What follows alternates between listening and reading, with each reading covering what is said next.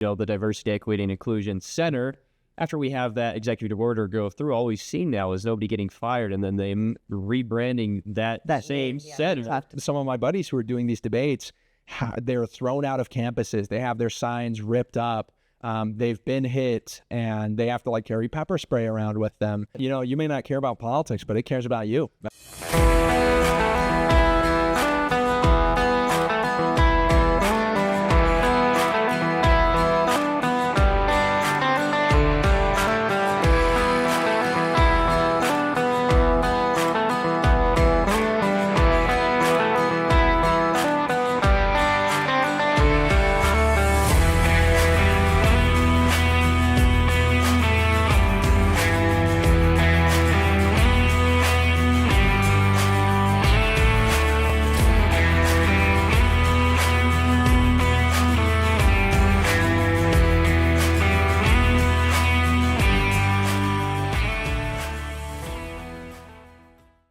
Welcome out to God and Country. I'm Uriah Kennedy, and this is Ingrid Bettridge. We have some great guests with us. These guests are from the Utah Federation of College Republicans, so the youth from our universities are going to be sharing the spotlight with us today. We have moved into our new studio, so as you can see in their surroundings, it's all different. So we took last week off for this reason, so we could actually get everything moved in. So I hope you as the public like what you see. We're always here trying to improve and make things better. So please like, subscribe, and hit that bell so you get notifications. YouTube does suppress us quite a bit. We put out a video this last week just kind of explaining a little further, but because we're a political channel, we don't get the impressions like a video game channel or a toy channel or anybody else. Channel. Or a woke channel, or everybody else gets. So YouTube barely gives us maybe 200 or 300 impressions total. And so if you're not out there specifically finding our channel or liking and subscribing and sharing it, then we're just not getting out there. So please do what you can to help us get out there. We have a lot of great subjects as we discuss and go through our podcasts. As we said before, our podcasts are usually around 2 to 3 hours long. So even if you're listening to only 20 minutes a day, please do so we can have listeners, not just subscribers. Today, we're going to be discussing those topics that affect our youth. And there's a lot going on that is affecting our youth nowadays. I sent you guys some articles that we're going to be discussing today. But let's kind of go through and find out, each one of you, how you got involved in politics and what brought you through it. So we're going to do a quick introduction here. So in the middle, we have our lovely young woman, who's Rory Stewart. On this side, we got Kai Schwimmer. Kai Schwimmer. On the other side, we got Riley. The better looking one. Riley Beasley. So we have two University of Utah students and my favorite right here, the BYU guy. Let's go. So I'm red when it comes to politics, but blue when it comes to sports. At least college sports anyway, because I'm a big Kansas City Chiefs guy, and they're also red. So we got to follow our coach over there. See you. All right, let's start with you, Rory. How did you get involved in politics? And so I got involved in politics. I don't know. I kind of all growing up, I was in student government, all junior high and high school. And I didn't realize that politics was it could be a job, a career. And so, but I did student government, and then COVID happened when I was in 8th grade. And that's kind of what I guess, quote unquote, woke me up. I realized that politics really does affect every aspect of everyone's lives, whether or not you realize it. And so when COVID happened, I realized just a lot of things that were happening that shouldn't have happened. I think it was taken just very mishandled for sure. And so I kind of was I need to get involved. I need to do something about this. And I kind of, as my 8th grade self, just was oh, I could do a better job than these politicians, even though that's definitely very Well, I'm impressed with you learning that so young, because there are so many adults that say, I don't want to be involved in politics. I just I'm it's a part of your life, whether you choose to be involved or not. So somebody's going to make those decisions for you, or you can be a part of it. Yeah, exactly. And so when I was in 8th grade, I started to really learn about and like research a lot during COVID. And I just realized I was like, yeah, I'm a like very hardcore conservative. And I think what was going on with COVID was just not okay. And so then after that, I just kept on doing a lot of research, trying to get involved, going to like city council meetings and things like that. And then eventually, my senior year of high school, I was able to do an internship at the Utah State Capitol, and I was able to intern there. And you interned with some great people. I know, yeah. And, do tell.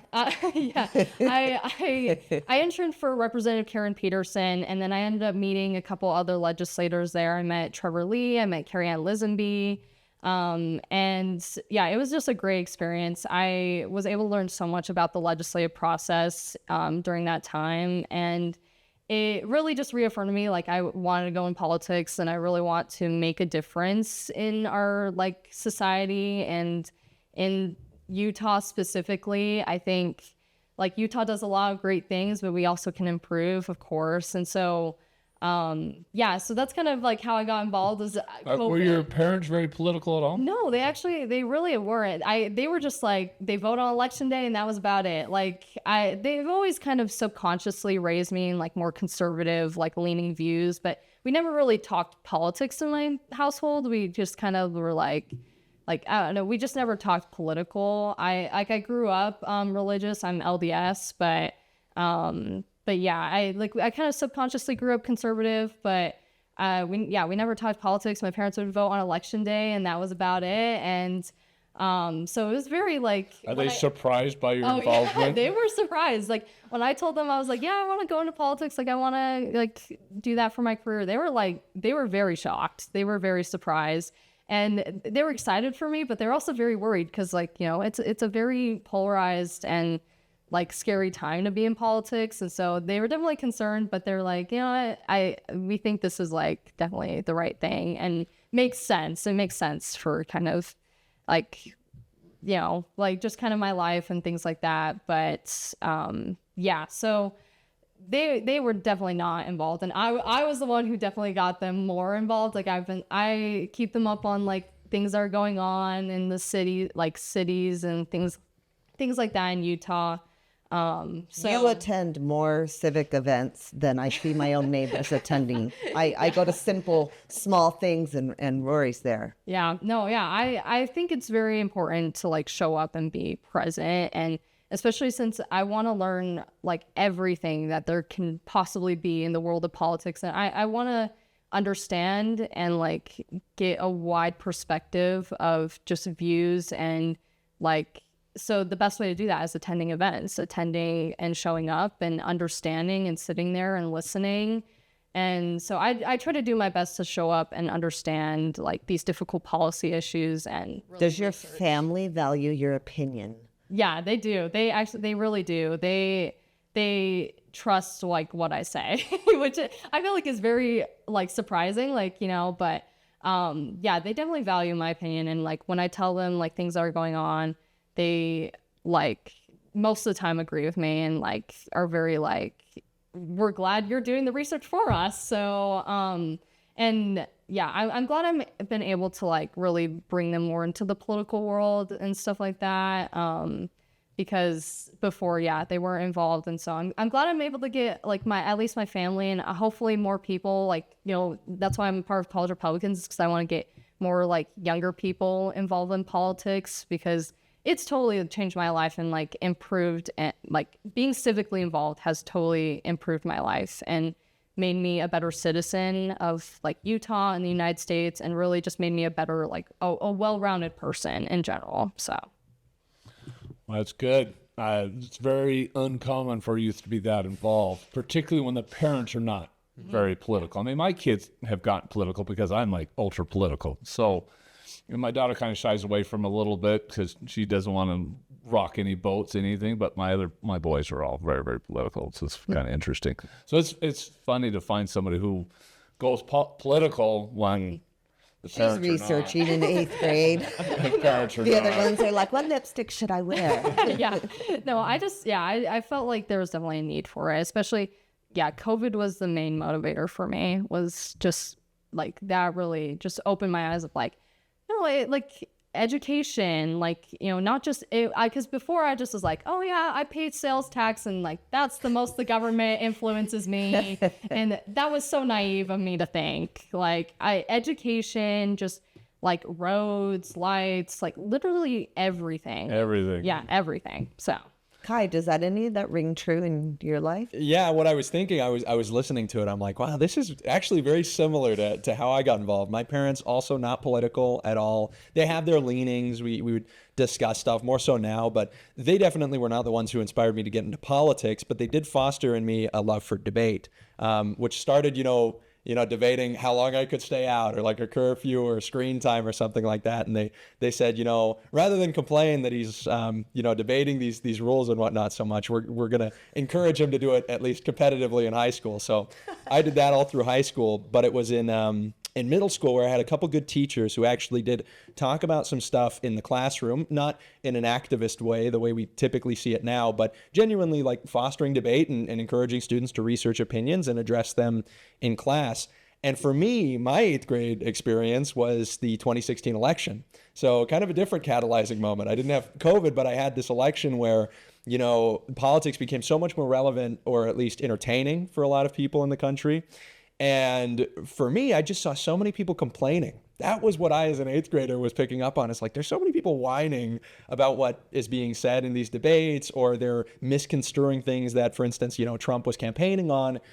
And I realized, and I resolved in that moment, and I remember it very, very vividly, that I never wanted to be an individual who complained about things without being in a spot where I could do something about them. And so I thought to myself, it's like, okay, well, which people have the greatest capacity to actually influence people's lives? Well, politicians.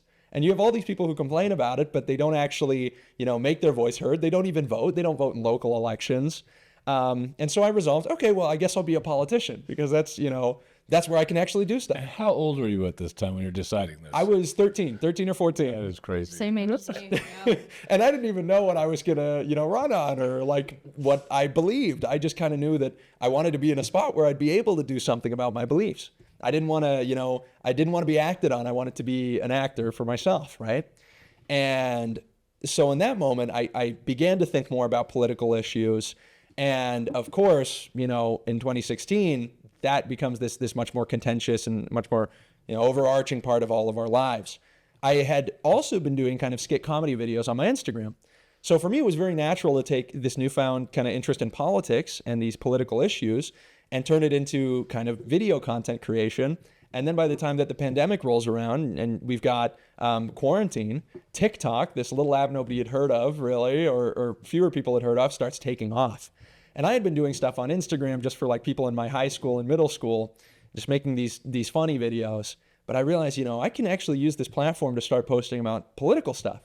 And so I did that. And it took off. No kidding. Yeah, and so my kind of entrance to politics was much more in this like media creation, content creation kind of way, and everything was really positioned perfectly. Quarantine was like an awesome time to just make stupid videos and talk about political issues, and eventually I went on to start doing live streaming, and that turned into speaking at different colleges around the country, and that's kind of what I do mostly now. But it's interesting because Rory's got this skill in the real, like on the ground, real life politics. This is what I'm very envious of, and what I'm trying to do more of here with the UFCR. It's because I know about the media landscape, I know about the internet, but these local elections and how the state party is run, these kind of things were all things I was not too familiar with. So I'm excited to be doing that more now in college, and organizing and coordinating with local leaders. How many TikTok followers did you get during that time? That's a good question. It's tough to measure because every couple months you just get banned. TikTok has one of the worst censorships like ever. And it's terrible because they have so many users that they won't even give your account a second look. if enough like angry, liberals see your videos and report you, they'll just take it down. They'd rather not run the risk. No. So I made a video about, it was about abortion. It was this woman who is basically celebrating the fact that she was getting this abortion. She feigned being upset and then said, just kidding. I already scheduled the abortion. I am what conservatives fear, like this big inflammatory video. And I basically replied, I think a lot of people used to empathize more with people who were pro-choice because it was, these difficult situations of like a young mother or somebody who'd been a victim of assault. But now it's really just being cheered. It's totally different, and we can't empathize with that. And that video got, I think, something like 24 million views or something like that, was taken down. I appealed it. It got put back up. And the first account I had got up to 60,000 followers on TikTok, and then it was just deleted. No appeal, no strike, deleted. I made a second account, got back up to 60,000 followers again. Same process, except this time they put you on a week ban. 5 days, so you can't post any content. 5 days into the week ban, they give you another week ban, despite the fact you have posted nothing. And it's like dehumanizing. It's like I can't even say anything. So my second account got banned, and I've just been going through the motions, making account after account. I've got one up right now, but it's more recent.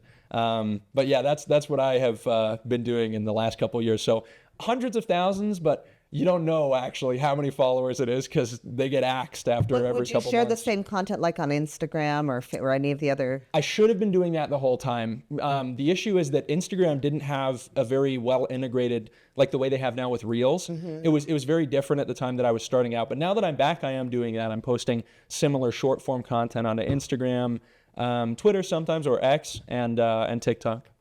Way to persevere. Way to go. Yeah. Millions of views. I mean, we haven't gotten that big yet. Well, if I had to tell you guys, or if I had to think back to how many Twitter accounts I created before Elon bought it, I don't know. Like, we're probably up to 20. There was just a time. It's not as entertaining. Or I don't know. There's just something, it's bad the way that we are about the internet, like kids and social media. It's a very bad thing for us, I think. But it is just, it is very fun. You feel a little bit like an outlaw. It's like, after your first ban, you're like, okay, now I have to come up with a different way of arranging the letters in my name so that I can skirt the system and keep producing the content. Well, we at least had an episode put down, so we're cool. I'm surprised you haven't had more because YouTube used to be really strict too. But I'm glad. Now they just suppress it. They just won't give you the impression. Was it a Charlie Kirk episode? Yeah, the Charlie Kirk episode, we were just talking about. It was inappropriate for minors. Yeah, inappropriate. Could not be viewed by kids underneath 18 That's years crazy. old. Yeah, and once they hit you with that, you don't get it put up anywhere. Like, yeah, you have no algorithm. I reposted it, and it stayed up. Mm-hmm. I just changed the name of the title a little bit, and that was about it. Yeah. But then when I looked at some of the filthy videos that are out there, those were okay. If they're sexual or, those are okay for children. Well, that's how it is with TikTok. It's like in China, the TikTok rules are super strict. Like, you don't see people dancing half naked on TikTok in China. But in the United States, it's like that's what gets promoted. And the political content is incredibly just throttled. Like, you never see right-wing content. There was an account that I was a contributing member of, the Republican Hype House, which is a play on this more popular Hype House, which was just a bunch of creators who danced. The Republican Hype House had 1 million followers on TikTok. It was a big deal at the time before the 2020 election, or around the time of the midterms. And that account got deleted. And when that got deleted, it was it's just over. If they can take down an account that has 1 million followers without any, real reason, you just really can't compete against liberal influencers who are literally being, poised up by the same platforms and by Biden at the time. There was this huge Gen Z for Biden push on TikTok. And that didn't, of course, get throttled at all. No. And we get seriously throttled because, we'll post a video and we've got 18,000 plus subscribers now. And we'll probably get, and it shows you right on YouTube. You can go on there and see exactly how many impressions YouTube gives you. And our videos will get 300. Yeah. And then not a single more impression ever again. Nothing.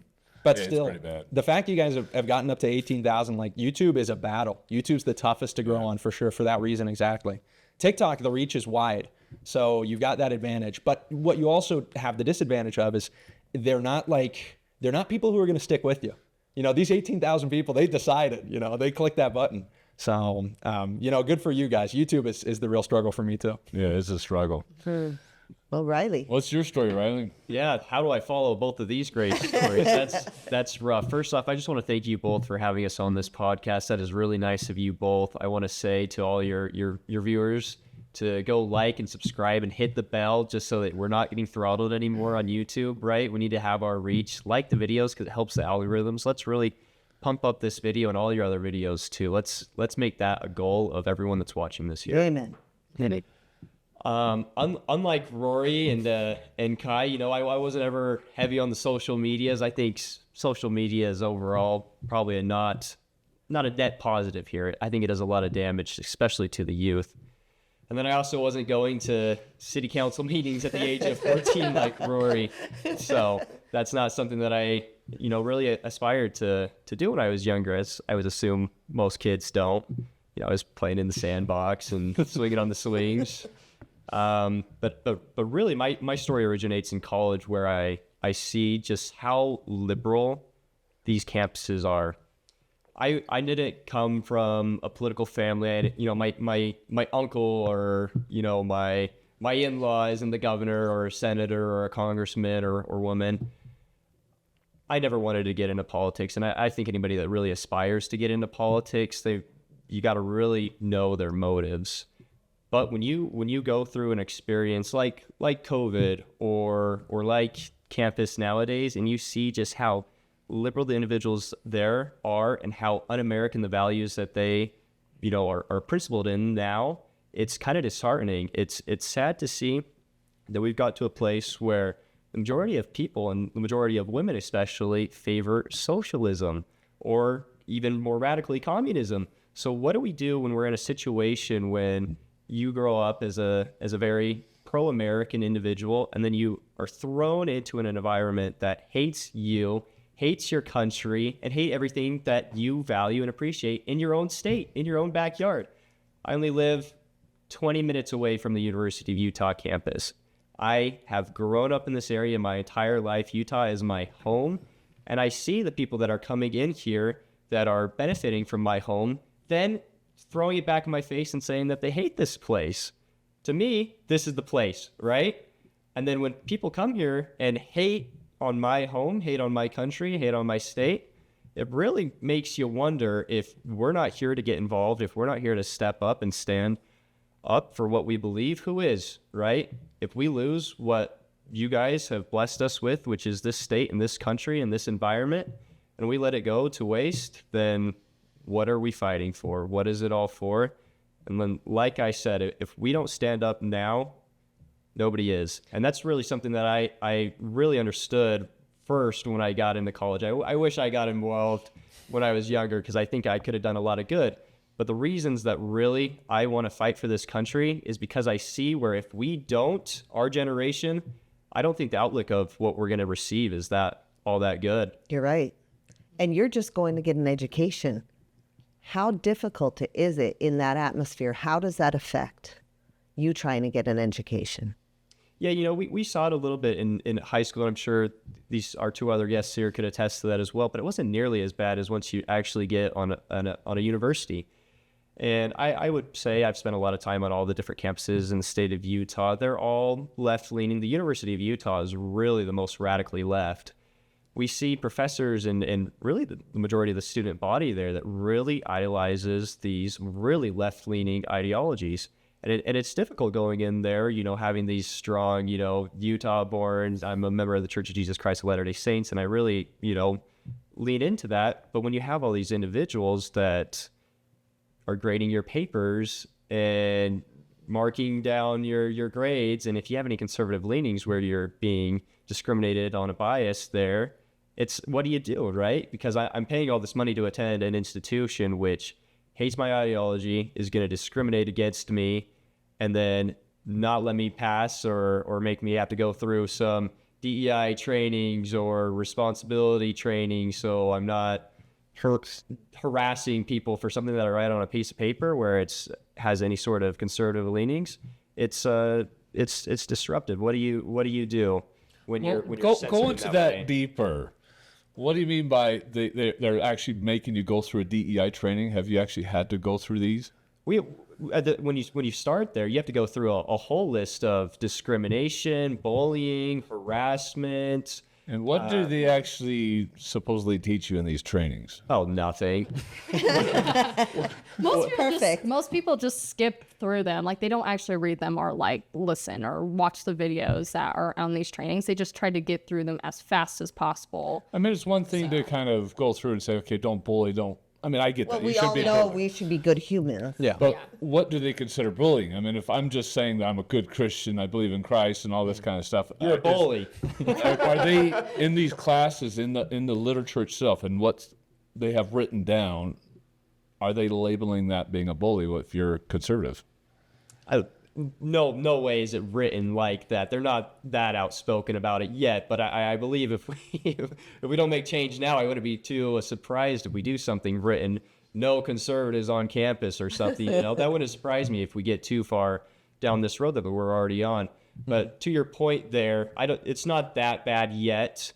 But when we're freshmen, we go through. Are they trying to teach tolerance for like LGBTQ, for abortion, stuff like that? That's probably written down, right? That's day one. You have to be thrown into that group for sure. Yeah. Well, I was I'm obviously a couple years now removed from my year at the University of Utah, but and you guys can speak to this. There's a required credit of diversity, is there not? What's that credit called? It's diversity. Yeah, it's They're creative. part of general education. Part of the University of Utah, you have to take a diversity credit, and that is like quite obviously under the diversity credit, you either have to take like a gender studies class, Like feminist literature. or like something like that. So like currently I have to take a gender studies class, which I am totally dreading. So they're forcing you to be indoctrinated. That's what I'm hearing. They're literally forcing that upon And you. they make you pay for it. They say, oh, you're paying these thousands of dollars to go to this, institution of higher education.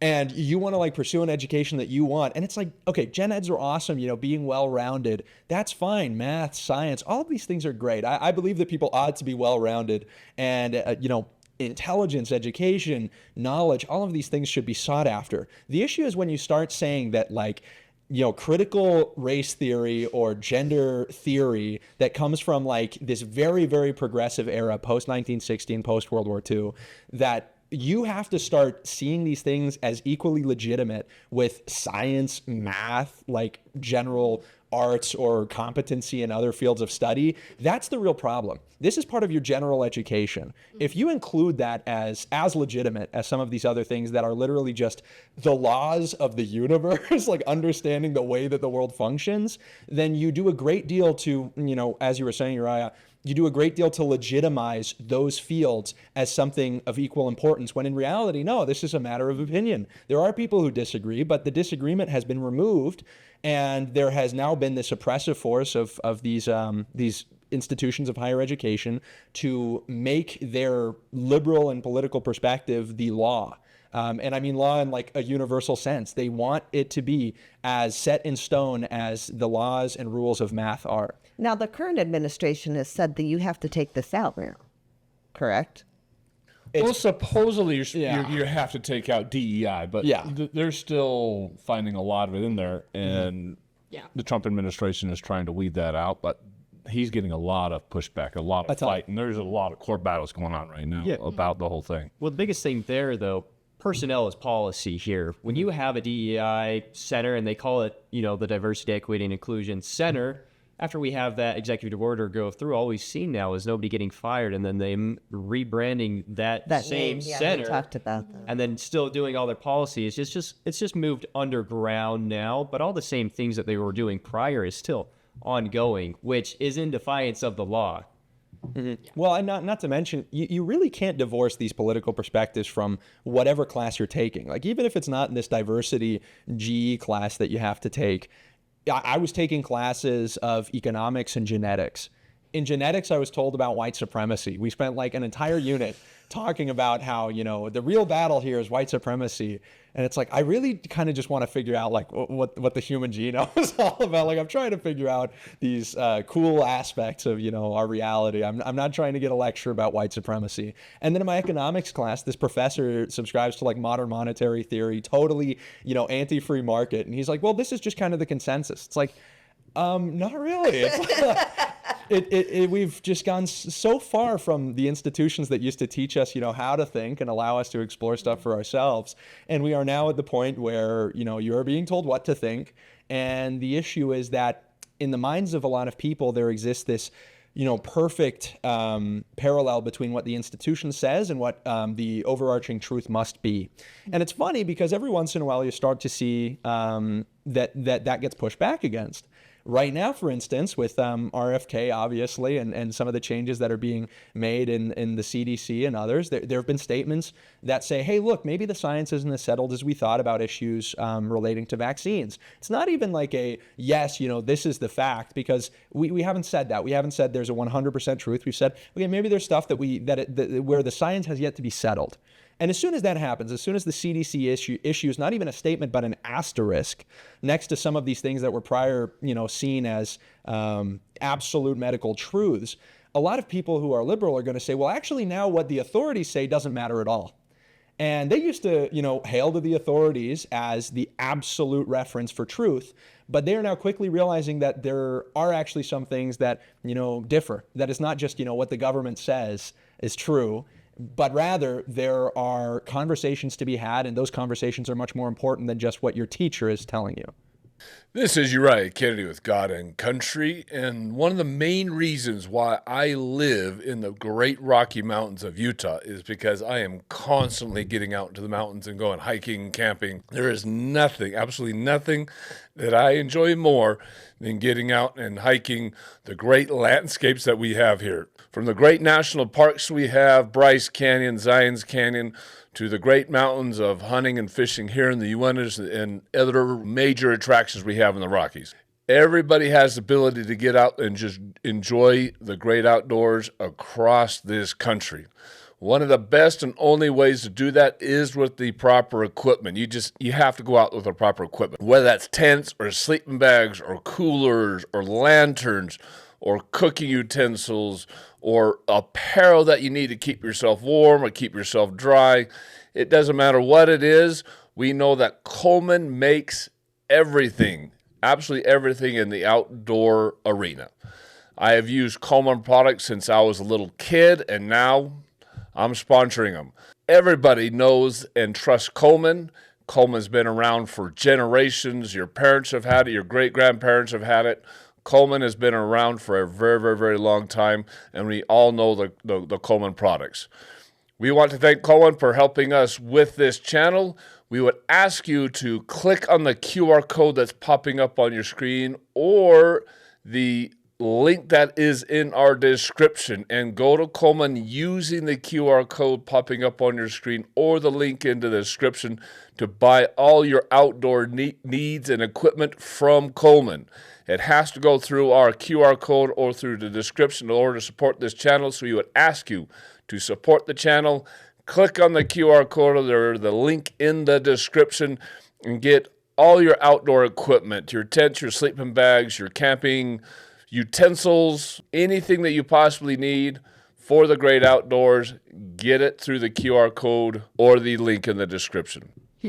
Well, the big issue that a lot of parents are going through now is they try to teach their kids to be conservative, to be Christian-based, and then they send them off to the schools, and they come out a complete 180. It's that bleeding heart liberal that they come out with. And we're finding a concerted effort on the left to indoctrinate the next generation, because they know that the older generation, they're not going to change their minds. But if they can indoctrinate the next generation, they can change the entire outlook of the future, change the voting block, change everything. And that's what they're trying to target, is specifically trying to target those 18-year-olds. Now, the benefit that we had on our side these last couple elections was Charlie Kirk. Now, Charlie Kirk really targeted that lower voting block like no one has been able to do before. I mean, he really understood the college-age student. And doing his college campus tours, he really understood that. He blew out a spitfire of controversy because of that. But the thing he really brought to the table was the conversation. He got people talking, and there was nobody else that could have affected it that well, which is one of the reasons why he got shot, because they wanted to shut down the conversation. Is there a TPUSA chapter at the University of Utah, and how well is that doing? What's it doing right now? Yeah, there is one. Yeah. Yeah, Turning Point across the state of Utah is doing a tremendous job. That is an incredible organization. And the Charlie Kirk, like you guys said, was so inspirational to our generation and really to everyone in the country. And we even see his reach really globally. We had the opportunity to have a documentary crew from Japan follow Kai and I, and they were telling us how much of an effect Charlie had overseas in Japan and in South Korea and in these other countries too. So Charlie didn't even just have, a positive effect here in America, but globally. And his ideas were really out there. Everyone likes to label him as like a far right extremist. Really, Charlie, he wasn't an elected official. He wasn't having any effect on policy. He really didn't change anyone's life either for the worse or for the better. All he did was, like you said, bring the conversation to the table. He spoke to people. That's what Charlie did, and that's what we all need to be doing now. So the effect that he had on our generation, on Turning Point chapters across the state, was huge, and we're really sad to not have him with us anymore. Were any of you there? I was. Well, yeah, Both of you weren't you? I was about to head over there. I heard about it from the student newspaper, and I didn't think it was real. And I got this message in the group chat, and I thought this was like a big prank that people were pulling, or that he had like wanted to, see how people would react to those kind of news. And I called a buddy of mine, a mission pal who was going to the UVU, and I called him, and he was running away as he picked up the call. Because it had just happened like maybe 5-10 minutes prior.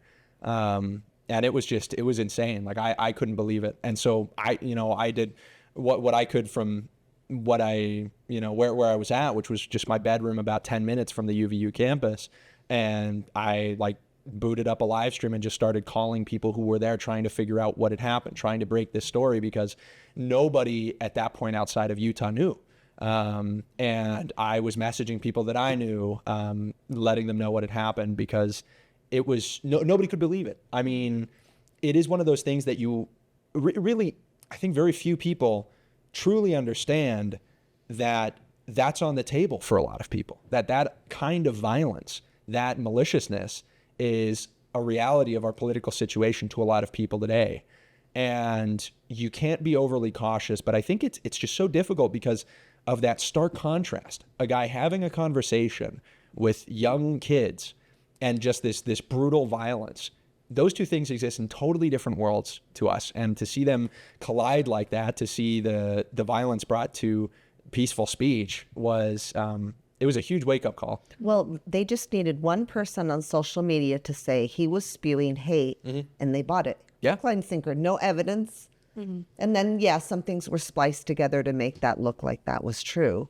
But how quickly the vast amount of the people on the internet were like, this guy's hateful. Well, there was a big problem with them splicing things, because the second he would say anything against LGBTQ, or that his one big comment was DEI. And he would say, well, if I got onto a plane and I saw a black pilot, I'd be kind of nervous about did he really qualify for that? And then they cut off the comment. They don't say, well, did he get hired because of his work, because of his aptitude, because he actually did everything, or did he get hired because the company wanted just to have more diversity? He says that is the issue. It has nothing to do with racism. It has to do with, did you earn that spot?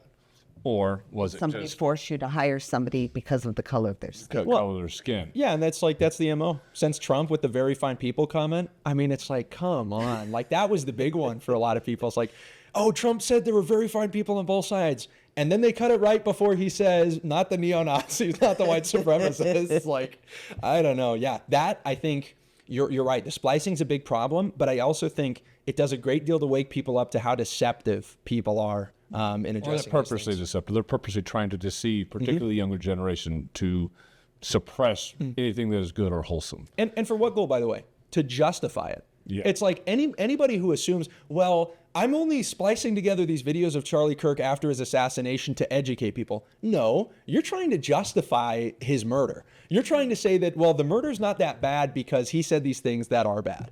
That's what you're doing. Yeah. There's no two ways about it. Yeah, that's completely true about the justification. So looking on campus, how much is TPUSA or anything that's considered growing on campus? I mean, It's grown significantly, especially after. even on the University of Utah campus. Yes, even University of Utah. Describe the growth. What are you seeing amongst the youth? Are there more turning towards that conservatism, towards TPUSA type of events? I think there's always been especially on University of Utah campus, there's been silent conservatives on campus. They just were not willing to get involved because they were like scared of like retaliation or just like, judgment, things like that. But after Charlie Kirk's death, tons of people finally realized like they should be involved, like that they need to do something, like that what happened was not okay. And this is the time when they need to finally get involved. And so we had significant growth. Like didn't we get quite a few chapters open at multiple universities now for college Republicans now? Like we got one at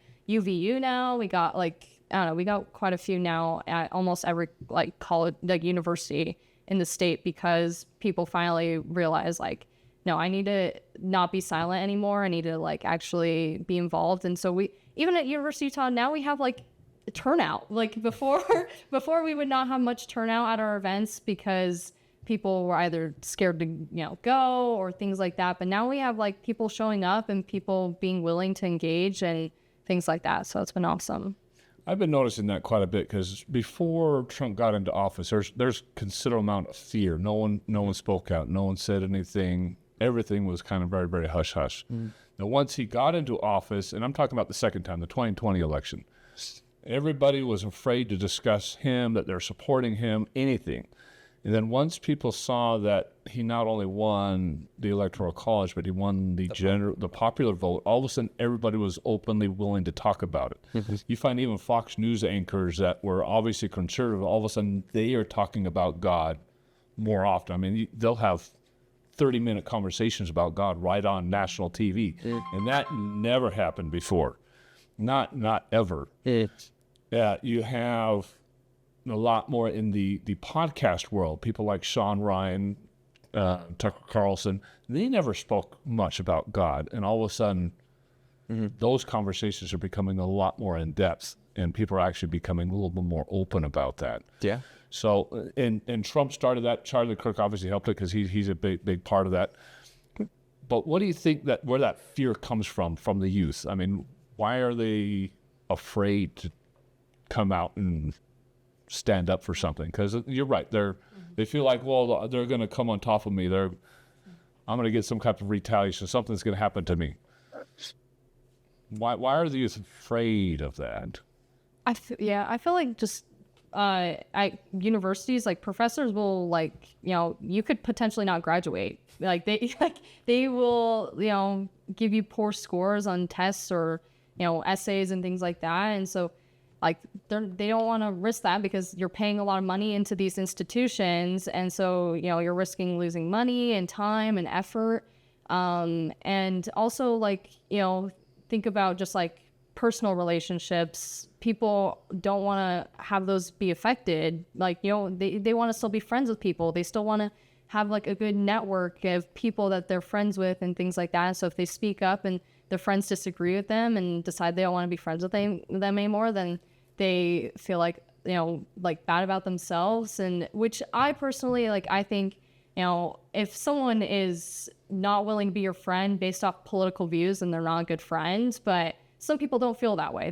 They really do want to have all these friends. Relationships are important. Yeah, they are important. And so I think people are scared of the judgment that will come, especially you have like, if you just even say like, yeah, I'm a conservative and things like that, people will like immediately start being like, why do you believe this? Like, how can you support this, and start coming after you and attacking you. And then that becomes very personal, and people don't like that. So And I see the left is not afraid of that. They're openly willing to go out and attack and bash and get in your face, and Well, it's popular. even hit. I mean, I've seen a lot of social media people out there where they're getting punched in the face and stuff like that. But yet conservatives, we are so much more drawn back, and we're afraid of the confrontation. So why do you think conservatives are so much more afraid of the confrontation than the left is? I wouldn't necessarily we're afraid of confrontation. We just want to avoid confrontation. I'm not going to be the person out there that wants to go punch somebody for their political ideologies. I can't really say that about the left, though, because when the rhetoric is Republicans are all Nazis, and then you have to go and punch a Nazi or a fascist in the face, you know, I'm not surprised when we see someone go get punched in the face after that. Wait, sorry, yeah, you just reminded me, like David Arbor, this actor for Stranger Things. He said that, like, I think during, I forget which award ceremony it was. He's like, you gotta go punch some people in the face. Like, really, dude? Like, Yeah, so really the divide really is where we as conservatives don't think it's justified or okay to punch somebody in the face based on their beliefs. I completely agree with that. And my opinion is more of, why are we afraid of losing friends? Why are we afraid of not being vocal, even if we get the harassment? I mean, we're not going to go out there and become violent. We're not going to be ones out there burning police cars and looting stores or anything else like these big old riots. But we do have this a concerted fear of people coming and getting into our faces. So where do you think that fear is of speaking out? Because I see it a lot. Now, some youth like you guys are in the college Republicans, you don't have any fear. You're willing to stand up there and say whatever it takes. But there's a lot of people that just, I'm not going to get involved. I'm not going to be confrontation like that. And I also see that in a lot of my generation, my parents' generation especially. They said, we don't like Trump. We're anti-Trump because we don't like what he says or how he acts. We don't like that he's in everybody's faces. it's too divisive. He's too divisive. There's a concerted fear that a lot of people don't vote a certain way because of it. Yeah. I think, well, Rory, if you want to go ahead. I think part of it could do like economically, like people can suffer monetarily, like with in terms of jobs and job opportunities and things like that. People are like worried about that, and they want to provide for their families. And so if they say they're conservative and they got like a liberal boss, like they could get fired. Like, and I don't think that's a justified reason to fire someone, but we've seen that in the past. We've seen people get fired for just like having these political beliefs that aren't, you know, controversial or like, you know, hateful or anything like that. And so I think people are scared, like, you know, just in terms of money and opportunity. And so I think that's part of why people are fearful. And then also, yeah, like I think people just want to avoid confrontation because it's uncomfortable. It doesn't feel great. It's like sometimes when you're getting into a debate and stuff like that, if you like feel like you're getting attacked, and so people just want to avoid that and want to be like neutral and be like, I'm, you know, friends with everyone, and like they don't want to speak up. Yeah, we all just get along. Yeah. Well, and I think, don't you think most conservatives are people of faith, and people of faith, we are the ones who are we are inclusive. We do believe in diversity. We accept everybody who has a different opinion than us. We can love them and not agree with what they say. Whereas it's ironic because the woke and the liberal agenda, they're not inclusive of anybody who doesn't believe exactly what they think they should believe. That's exactly the branding that they want to have themselves hold, which I think is quite ironic because they value the least amount of, you know, equality and getting along with one another because their rhetoric is divisive by nature. And adding on to what Rory said, I think a lot of it is the backlash that people think they'll perceive or face when they have these openly conservative viewpoints, just because there is that cancel culture that we went through and all these different things where there was backlash if you were, let's say, a Trump supporter or a Republican or a conservative or even a Christian now that we're seeing.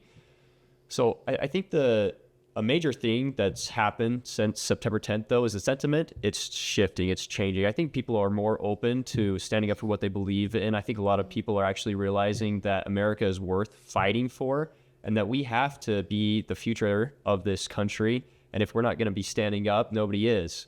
So we've really seen across the state, and I would imagine across the rest of the country too, prior to September 10th, we had 5 chapters across the state. We're up to 9 now, including one in South Korea.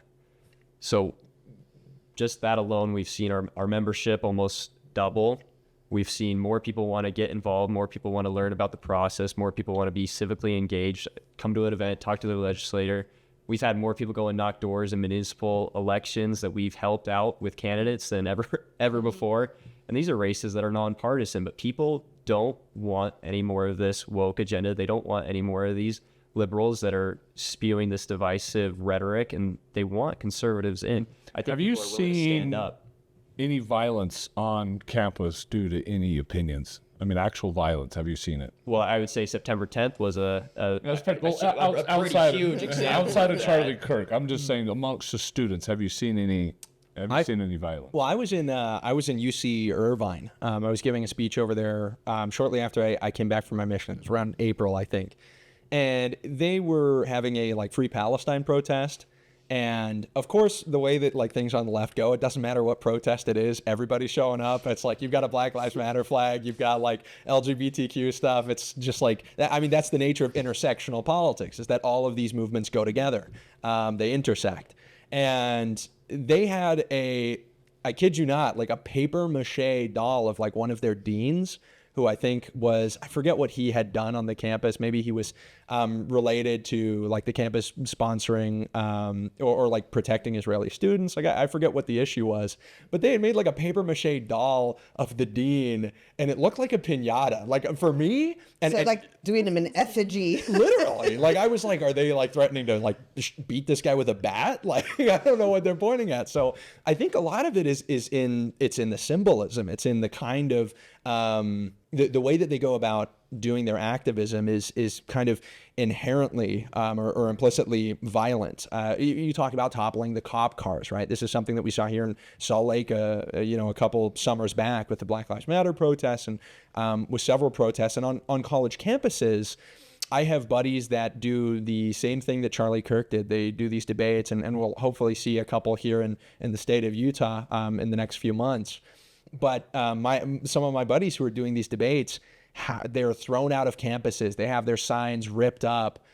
They've been hit, and they have to carry pepper spray around with them. And this is the unfortunate state of our politics now, is that the kind of stuff that Charlie Kirk was doing somehow, and this is what I think is concerning to all of us, we all thought, and for the first couple months after September 10th, it seemed like a big victory, because you had all of these vigils all around the country, all around the world. You had them in England, you had them in Korea, people saying I am Charlie Kirk all over the world.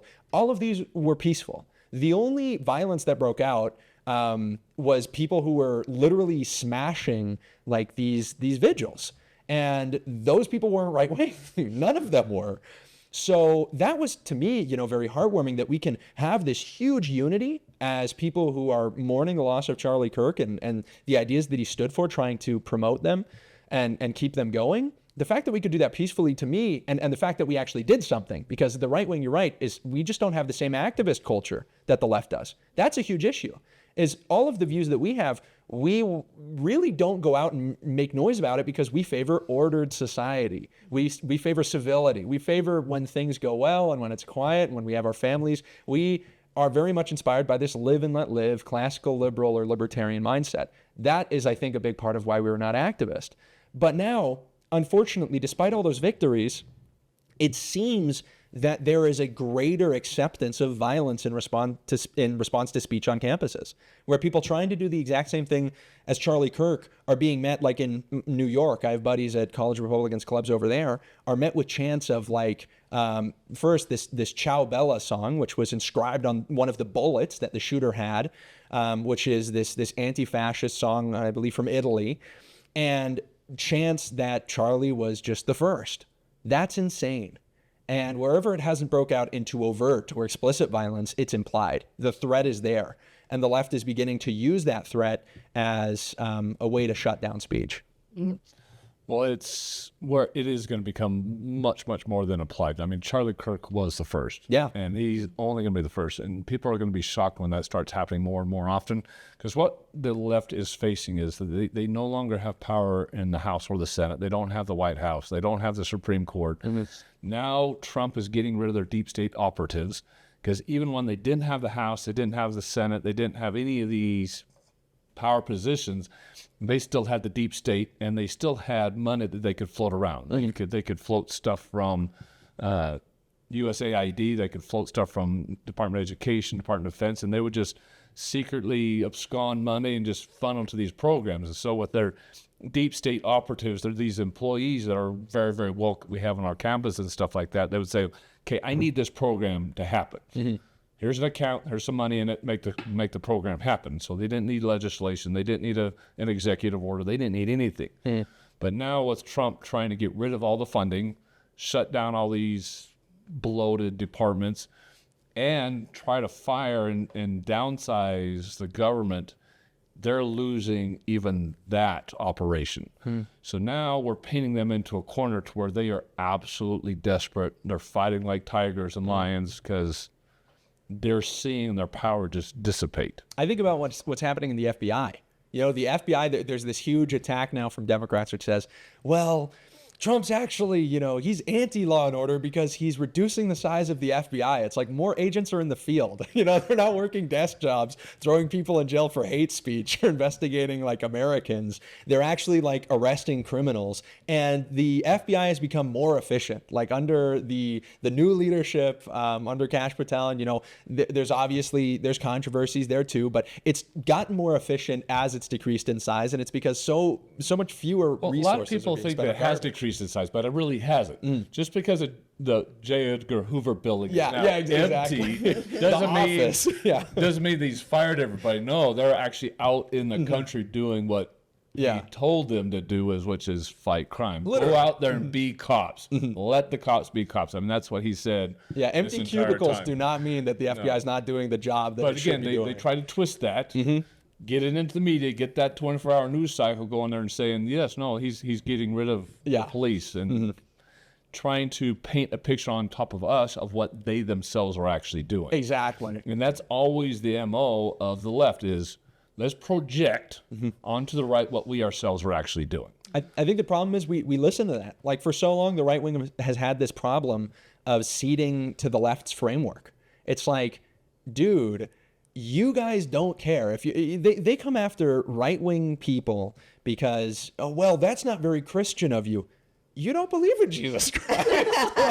Why are you quoting him to me? It's like, sure, I've got things to work on. We all do. We're all striving to be more Christ-like. But that's a moral system and a moral framework that you don't even agree with. And we have to just stop allowing people who disagree with our worldviews to use our own worldview against us. That doesn't mean we stop trying to be principled or moral. We still need to be all of those things, but we can do that. We can hold ourselves accountable without needing to listen to every single Democrat or leftist who calls us a racist by their own standard.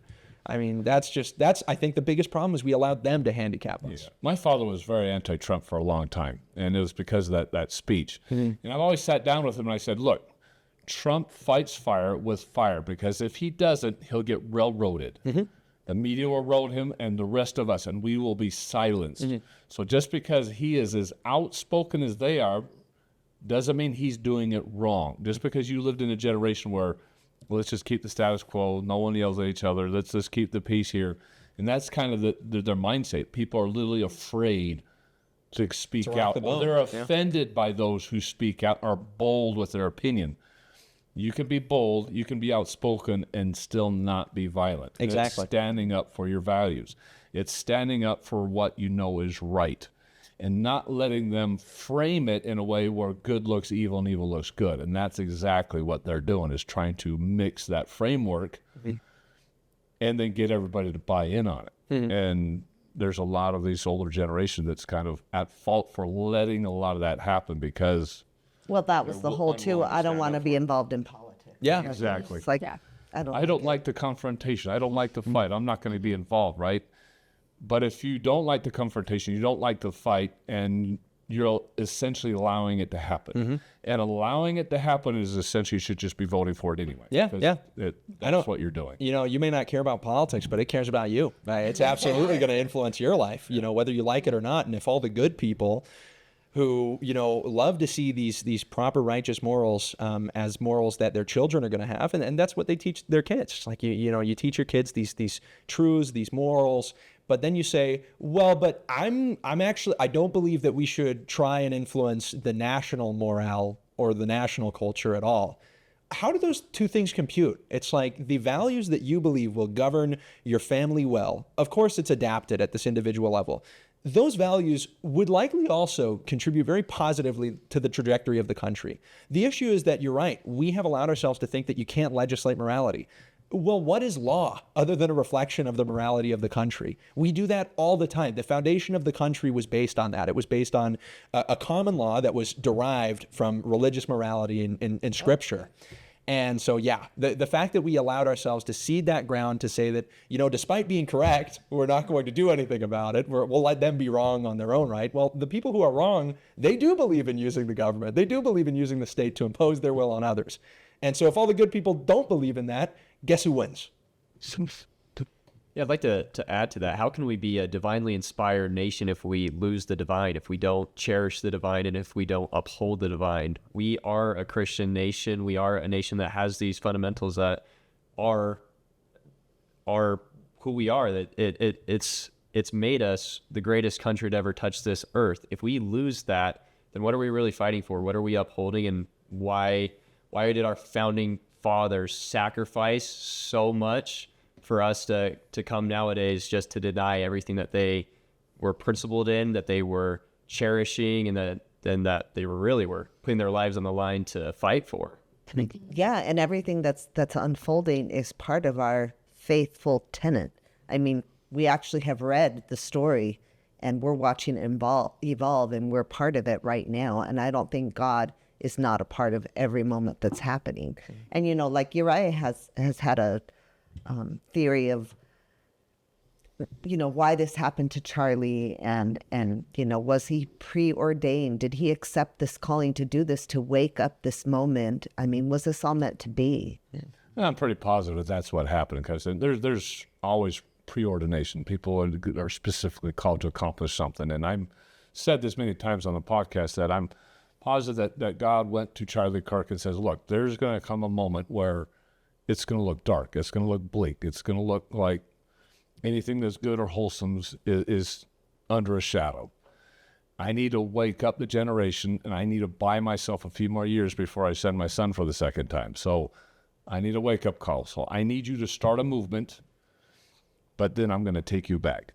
And it had to be somebody who was more non-denominational. Yeah, and I'm going to take you back, and that's going to launch, and you're going to be much more powerful in death than you were in life. Are you willing to accept that calling? And then he went to Erica and said, okay, I'm going to take him from you, and in your worst moment, I'm going to need you to pick up this baton and run with it. Can you do that? And so very, very difficult calling, but we both, or we should know that that's exactly what happened. Moving on to a couple of the articles we have here. Were you guys in college back in January of 2024? Yeah. Mm-hmm. Yep. You two were. Yep. So back in 2024, Utah legislature passed a law eliminating men and girls' bathrooms, girls' locker rooms, and then trying to force that. And then it got caught up into the courts for a little while, and our lovely governor tried to veto it, and then he was superseded by a supermajority within the legislature. So you guys were in college when this happened. How did that affect you, or what was the difference you're noticing once that went into effect? Before that happened, were you seeing boys and girls' locker rooms, or I don't know if you were in the sports at all, or in bathrooms at all? Yeah, speaking on that, one of the first things that I want to say, men are men, and women are women, and men should not ever be in a women's bathroom, and women shouldn't be in men's bathroom either. I believe it's Genesis 1 verse But 27. sometimes you guys have the shorter line. No excuses. Stay in your own lane. But I believe it's Genesis 1 verse 27 that it says, male and female are made in the image of God, and that we are to be in our own lane, right? We don't need to be in the other person's bathroom. And with this bill, what we've seen is the removal of tampons in most bathrooms on the universities. I reported on this just a few days ago. We're seeing tampons in men's bathrooms where women shouldn't be in bathrooms to begin with. Why are there those women's products in a male's bathroom, right? Yeah. So at the University of Utah, there is still tampons in men's bathrooms. When there shouldn't be. In case you get a bloody nose. I guess. So with that, one of the biggest things that we've seen here, we see all the time at the University of Utah, people defacing the bathrooms, putting stickers up saying a trans person peed here. Yeah. We see that a lot in the women's bathrooms. Yeah, Are you really seeing that? Yeah. yes, we have with the photo trans evidence flag. of this. Like it, yeah, you can like walk into a stall and they'll have like on the stall door like a sticker that says like a trans person was here, like and stuff like that, and like it's just insane. Now, I've never been in a woman's bathroom, so I wouldn't be able to tell you if there's any men going in there. But what I can tell you is that we're seeing these stickers saying a trans person peed here, and that we have reports and students, females at campuses telling us that they don't feel safe and they don't feel comfortable because they're seeing these stickers. And what does that imply? That's somebody that's like them marking their territory is what it's really like. They don't belong there, and now they're making it known that they're there. To do what? To what purpose? Why would somebody put a sticker like that up with their flag, making known their agenda? It's to scare and to make you feel uncomfortable. So we see stuff like that. Like I said, I've never been in a woman's bathroom. I wouldn't know if there's men. Have you seen it though? As a woman, did you ever see Luckily, before the bill ever see men going into a women's bathroom or locker room? Luckily, I haven't. I'm fortunate that I haven't, but I definitely know it is happening now. Like like for example, those stickers. Like I think I at least seen it once on campus before for sure. Do you have any friends that have experienced men going in there? No, I don't think so. But So it's more of the men suffering from this. Yeah, well, I think they're just like I don't know. I think people just either don't report it or they're more sneaky about it and things like that. But yeah, and I just try to avoid the university bathrooms in general. But you have a point. Like already there, I don't know about men, but I know amongst my girlfriends when you talk, we already public bathrooms in general. It's Not the hangout spot. It's not the most comfortable thing. We don't like peeing in front of other people. I don't even have my husband in the bathroom when I'm using the bathroom, and so you already have a place where you feel vulnerable, and then you add to it, you've got multiple people in there with you. And then you add somebody from the opposite sex. And like I said, even, I know there's people do. Yeah. Even with my husband, like we don't, and I know there's people that do know, you do what's comfortable for you, but it's just an intimate place and they want to get us in our most intimate places to make us uncomfortable. One thing with that too, a large push that we're seeing on campuses is to have gender neutral bathrooms, meaning there isn't assigned sex to the bathroom, meaning male or female. Then it better have only one stall. Yeah. What are they trying to do there? So that's another thing that we're seeing, where you'll have bathrooms where both genders are going in and out in the same places, which I don't agree with that at all. And it's bottom line, our taxpayers, as taxpayers, our dollars are going to fund the remodeling of these bathrooms to go make them gender neutral. So I think if you don't have a problem with that, you oughta, because like you said, I'm not a woman. I don't know what it's like. I'm not going to feel intimidated if somebody's coming to the bathroom, but I know others might, and I don't want that to be the case for so many. Do you guys have any gender neutral bathrooms on your campus? We do. Yes, yeah. There's one in the library, Marriott Library. But it's more than one stall? Yeah, it's like it's really bizarre. It's like this open kind of space, and then they have like individual kind of rooms, like I don't know, it's really bizarre. But yeah, it's like full on bathroom. It's not like a single like room. It's like multiple and like an open. It's really weird. Think like a locker room, kind of that deal. But then you have men and women going in there. Yeah, and That is really weird. yeah, there is a gender neutral bathroom at the University of Utah, specifically in our library. Yeah. Yeah. So As far as I know, BYU does not have that yet. So yet being the operative so word. sweet. Keep it that way. Yeah. They can keep it up there at the University of Utah. Let's not have that down there. Well, that's that. Just if I could add one more thing to that, I think that's the thing is you have these. You've always had these either bathrooms that are tailored for people who could have physical disabilities, like these wheelchair accessible ones, or you just have ones where it's like a family restroom. There's a lot of family There's bathrooms. a ton of those. Yeah. It's and it's like this is fine.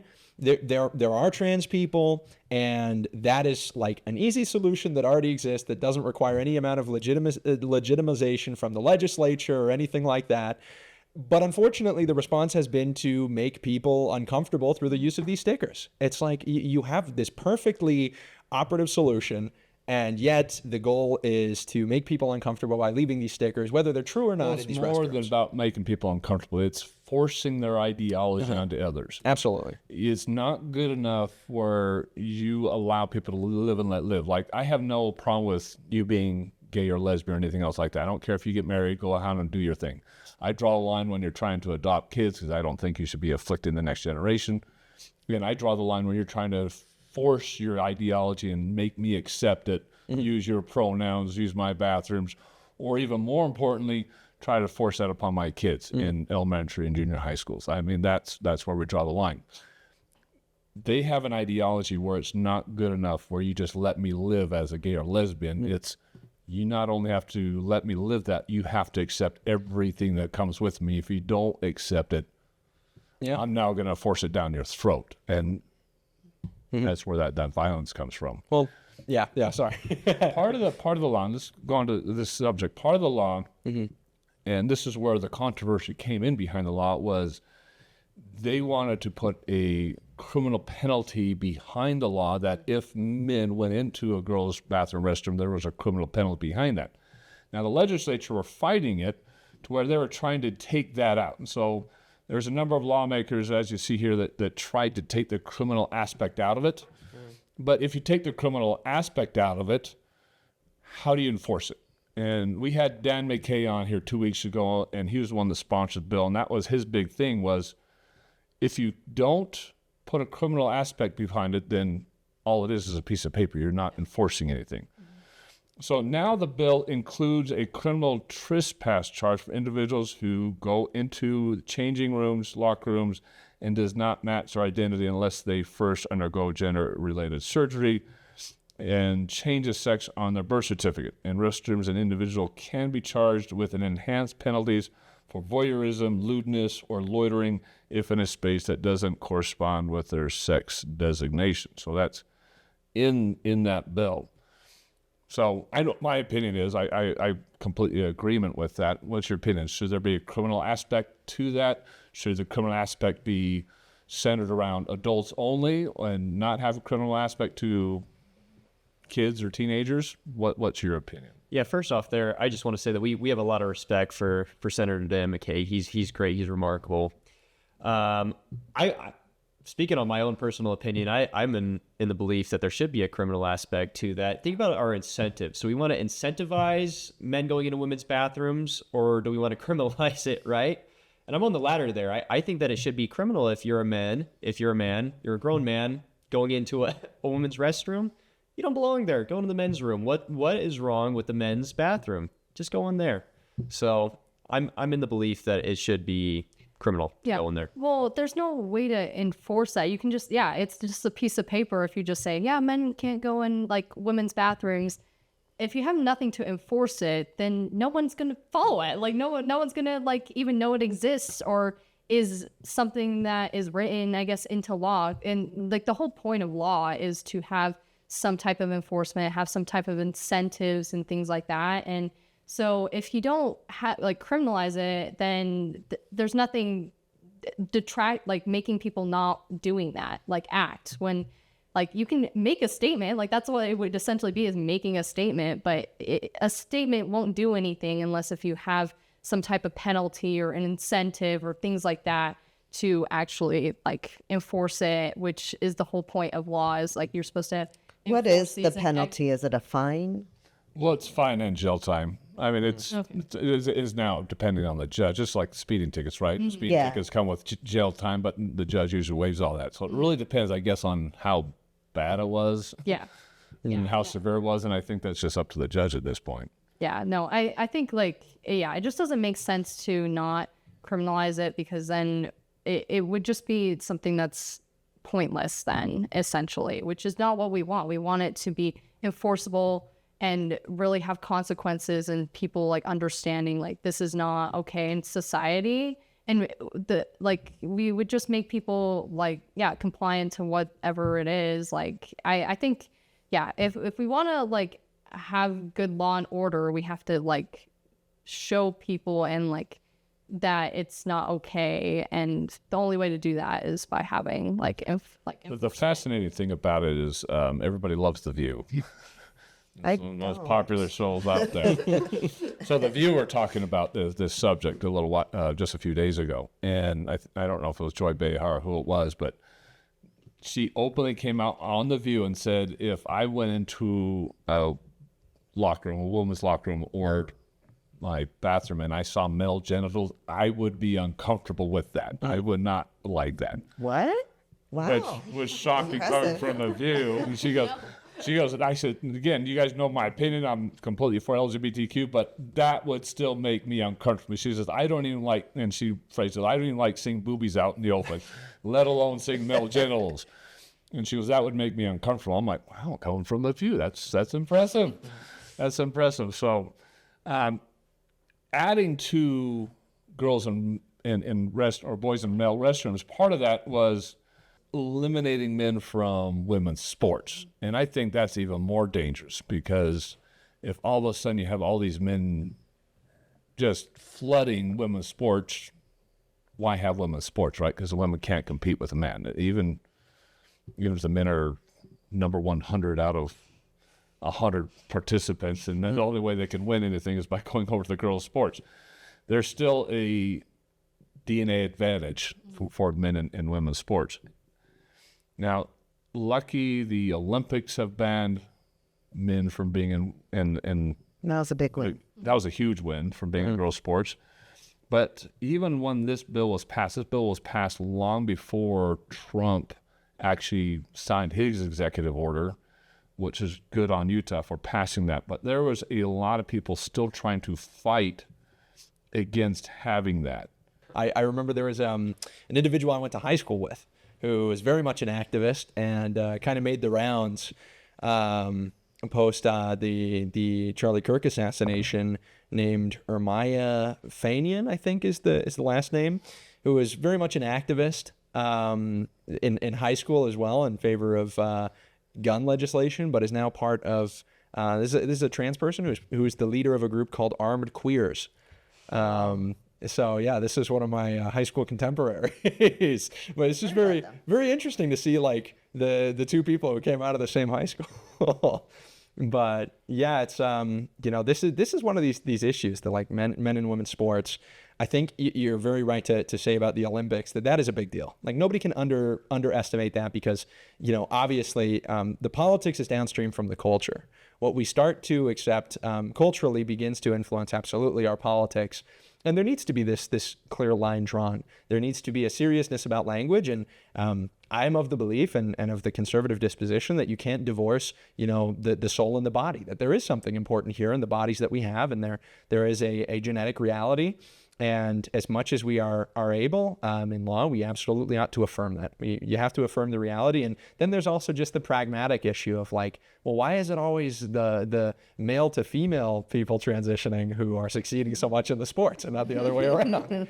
There's absolutely, and I don't believe obviously that every trans individual is this super opportunistic person, but absolutely, the opportunity is there and it's taken advantage of in these cases where you have these male to female bodybuilders who have, these broad shoulders and a better developed back and rhomboids in order to pull more weight. And if you get to the point, which is where we're headed and where the left wants to take it, which is that the only thing that distinguishes a man from a woman is how a person wakes up feeling, that's eventually what it's going to be. It's not even about surgeries anymore. This is no longer a necessity. How would you know what it feels like to be a woman? How would you know when you're feeling like a woman? Exactly. No clue. Yeah, exactly.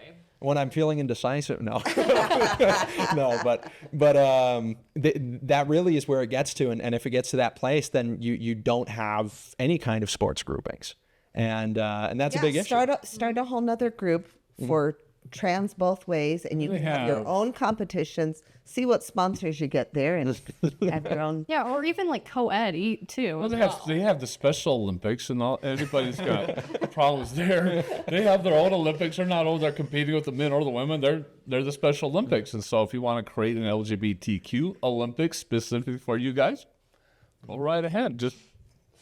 We'll just put a third one in there right next to the men, the women, the special, and now we have. If you guys want to compete amongst yourselves, and I'd be fully for that.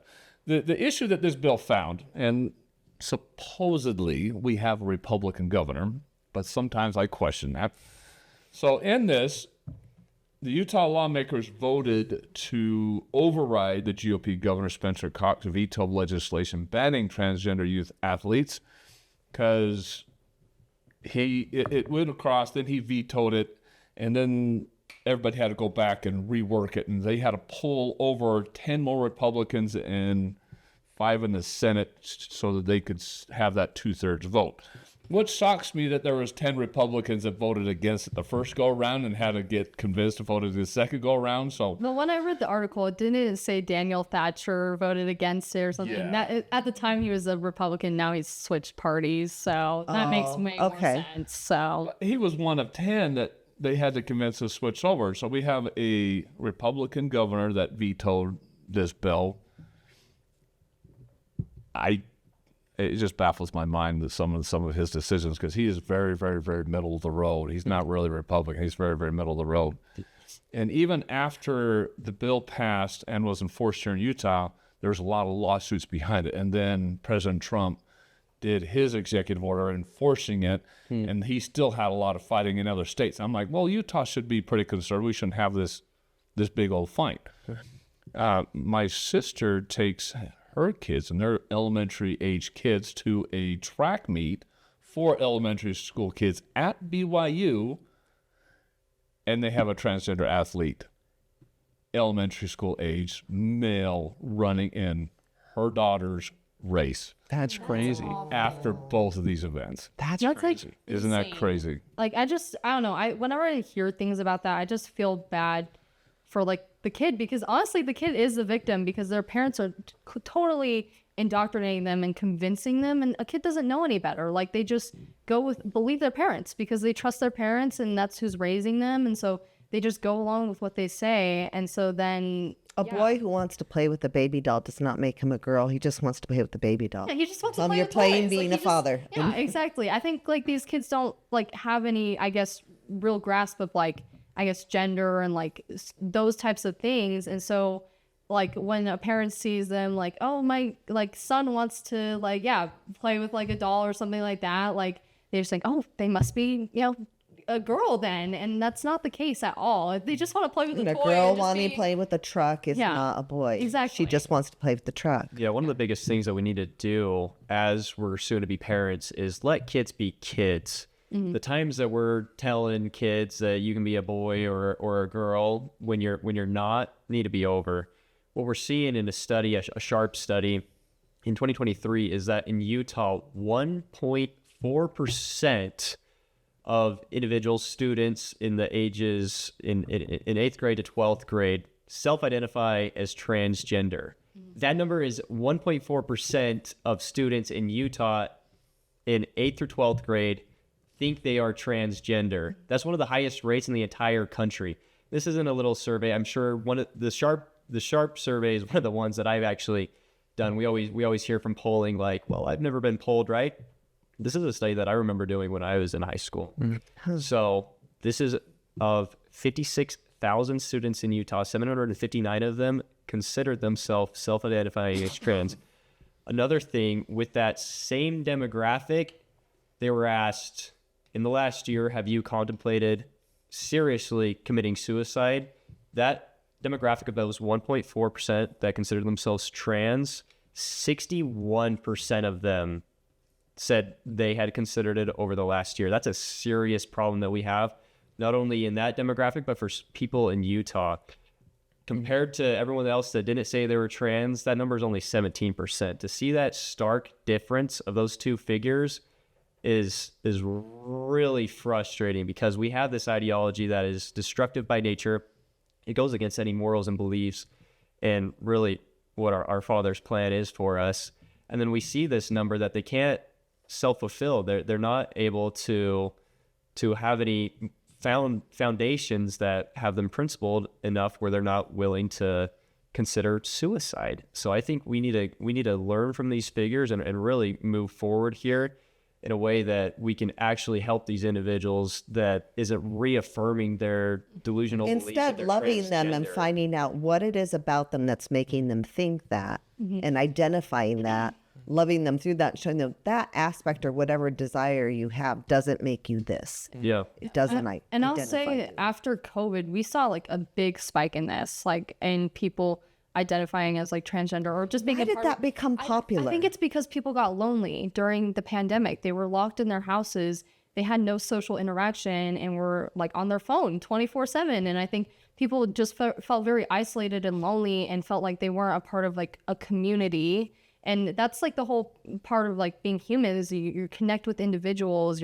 We're very like social beings. And so when COVID happened, people were just very isolated and not social. And so then they felt very lonely, isolated. And so then they go to their phones and see, oh, there's this community for me and they seem so welcoming. And I have to be a part of this community, and then kind of just start questioning everything and letting things spiral. And then, that's kind of how they end up like in that like cycle. And I will say like before COVID, I didn't know like anyone who was like gay, transgender, any of it. After COVID, I met right after COVID, there were so many people in my like high school and in my grade that came out as gay and transgender and all of it. When I think if COVID hadn't happened, I don't think any of them. I work with a lot of youth, and it was junior high age students tell me, if you're not at least questioning, you're not popular. And so they say you have to just, so that people will know that you checked it out to be accepted. You have to be like, well, I was questioning whether my best friend, we're just really close and I really love her, which does not make you gay. You can love your same gender best friend to the end. Yeah. But they just kind of come out with saying like, I'm questioning, and that way then they're accepted and they can put that to rest and continue to be. Well, they've interviewed a lot of them too, where young women are coming of age, they're getting their period for the first time, boys are noticing them for the first time, and they're uncomfortable in their own skin. They're uncomfortable with the attention, and they want to push that attention away, and they decide, well, I feel more comfortable with my girlfriends. I feel more comfortable. I must be lesbian. And so it's where a lot of teenagers are coming of age are fighting with their self-identity, fighting with puberty, fighting with becoming older. And that is normal. It's been there for thousands of years, and you become a man, right? Or you become a young woman. And they're fighting that growth. They're fighting that transition. They're fighting that change. And to be able to feel comfortable in their own skin, they're turning to the LGBTQ community, who essentially indoctrinates them. And then when you have an adult population that is pushing that agenda and saying, well, let's start the transition process, let's do this, let's get you on puberty blockers, let's get you on hormone therapy. And then they get up into their 20s and they're now adult age, their mindset, chemistry's all balanced now. And now they're saying, well, I'm a woman, I want to have kids. And all of a sudden, transitions done. They've had breast removals or something like that. Now they can't transition back. They've had voice changes, and they've completely destroyed their lives because they let adults make decisions for them. Adults that should be protecting them that are not protecting them. And they're trying to make that younger and younger and younger, where it's not just 15, 16, 17-year-olds doing that. Now it's getting pushed clear down to elementary school. Yeah, a couple years back, I had the opportunity to meet Jeff Younger, who is one of the most infamous cases of this. His ex-wife, who was really pushing to transition, I believe, his youngest son from like the age of 3 years old, using like these estrogenic lotions and whatnot, like stuff from this very, very young age. And the courts in Texas sided against him. He had his young son basically stripped away from him, and he has recorded video where his son's like, you know, mom wants me to be a girl, but like, I don't feel like that. Like, the son is obviously, you know, not making this decision of his own accord, but it is something that even now, you're right, like parents take some kind of pride in this. I think even maybe more than the kids, it's kind of like the parents who really feel like this is, you know, I'm kind of hip. I'm kind of hip in this like liberal society because I have this direct relationship to, you know, my children who are like part of this community. And I think, you know, it's super difficult. And it's what sucks so much about this conversation, right, is there's this assumption that because we disagree with this individual self-perception that you have to hate the individual. And while certainly there's a lot of spite and animosity in these conversations, it's like we genuinely do have this deep concern because there is a disproportionate amount of suicidal ideation among particularly trans people, both pre and post surgery. There's this common belief that it is the cognitive dissonance of the body and the mind, the gender dysphoria, right, that causes the depression. And if it's resolved through surgery, it goes away. That's not the case. It endures at disproportionate rates, even past surgery. And what do you have? You have people who go eventually to detransition, but how are they received? They are perhaps the most like hated on group by the left that exists. People who decide of their own accord to detransition are ridiculed, are made out to be these monsters by the very people who once heralded them as like these huge figures in the community. And I think that's very unfortunate, and it shows that a lot of the times these progressive movements, which make themselves out to be animated by love for others, are not actually so virtuous in their motivations. They are more they are more motivated by this popularity and by the social credit. They are over socialized, and eventually, you know, you see them become the most hateful people. And again, it's this shift of paradigm. It's that they accuse you of the exact thing that they themselves are actually guilty of. And I think it's sad. You know, there's you know, nothing good about the fact that suicidal ideation exists. But you also have to be able to recognize that there are so many new struggles here. I think as well about the, and this is the last thing I'll say on it, but the epidemic of pornography. You have a lot of issues as far as the self-perception that one has, their relationship with sex or sexual relationships, and then that also can turn into questions of their own gender identity. And you have to look at some of the trends. Like why is it so much more common for a male to transition to female than the other way around? There are obviously these psychological questions. Male and female psychology is different, but there is this pressure that the society has put on us, and there are these incredibly dangerous images that are impressed on especially young minds through these terrible vices like pornography that are going to shift their self-perception in terribly negative ways and contribute sometimes to you know, those transitions. And I think that's what we have to be worried about. Here at God and Country, we love getting out into God's country, and there's no better way to do that than on the back of a horse. Those of us who've been on horses know that there's nothing that makes you happier than being in the saddle. So now you've got to be able to make sure you take care of those horses, and we want to be able to provide all the supplies that you'll possibly need to be able to do that. We want to introduce you to Coro.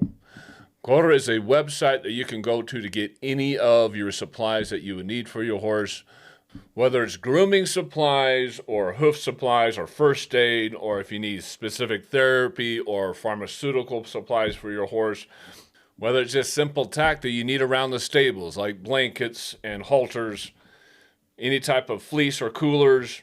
Coro has everything that you will possibly need at excellent prices. And right now you can get a 10% off for placing your first order, and there's tremendous discounts coming for Labor Day.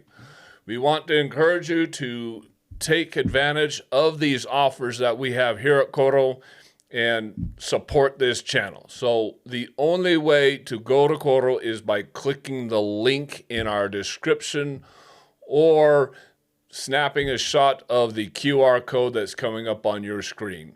Please support this channel by going through this link or QR code to Coro and buying any of your supplies that you need for your horse, stable. You personally as a rider, you can take advantage of these great pricing and discounts and sell prices that are up on the website right now. So go to our description or click on the QR code and support our channel. We appreciate your help.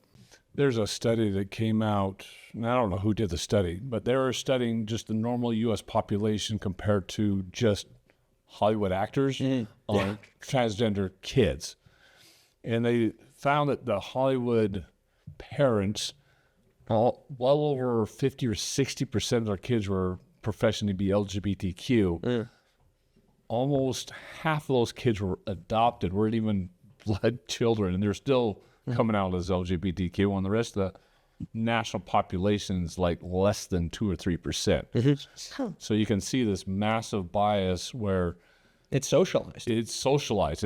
It's socially acceptable for me as a parent to have an LGBTQ kid, and so I'm going to teach that. I'm going to indoctrinate it, and they don't know how much their own influence is affecting their kids, or they purposely are trying to affect their kids to go that direction because it makes them more popular as an adult. And so it's no longer about the kid, it's about my selfishness of my social standing. Well, if it was about social acceptance, it's like, well, where are all our 16, 70-year-olds that are coming out as, I've been closeted for 50 years? It's like, no, you see that anywhere between a quarter to a third of Gen Z identifies as LGBT, right? That's crazy. Like, the higher estimates put it at a third. The lower ones at a quarter. Still, a quarter to a third of Gen Z is not heterosexual. And to understand that and then realize that that hasn't happened in any other prior generation, despite the fact that the societal perception of these issues has trended, for all of the generations exactly the same way, shows that there is a large degree of socialization here. If it was just about how your neighbor views homosexuality or how the society views gay marriage, you'd see all people of all generations coming out at reasonably predictable levels. But that's not the case. It is young people in particular who are coming out at completely disproportionate rates. And it is because of that socialization, that modeling that they are seeing from their society and their parents. Well, it's the incomplete indoctrination, right? You're seeing it in the college professor. We were just talking about your DEI subjects and forcing to be taking classes. You're seeing this impression that's being pushed on the LGBTQ community and making more people in that. It's an entire ideology that's coming from the left that's trying to overwhelm anything that is good, Christian, of faith. We're seeing that with Sharia law expanding. We're seeing that with socialism expanding, where these things are becoming socially acceptable, and they're trying to crush anything that is God-fearing, anything that is Christian, anything that would be of Jewish faith, anything that would be considered conservatism. And now it's even these massive attacks on capitalism itself, to where the youth now are seeing that capitalism is the problem. Capitalism needs to be done away with. We need to become more socialistic, when they're not recognizing that the issue with the economy is they're mixing capitalism with socialism, and it's that socialistic aspect that's causing the mass problems. It's like this cronyism. Yeah, it's the government putting in controls and not letting the market work itself out that's creating the problems. It's the massive importation of illegal immigrants that's killing the housing market. So moving on to our next subject, there's a couple reports out since Mamdani obviously got into office. This is becoming a massive subject where college students are now favoring socialism more than capitalism.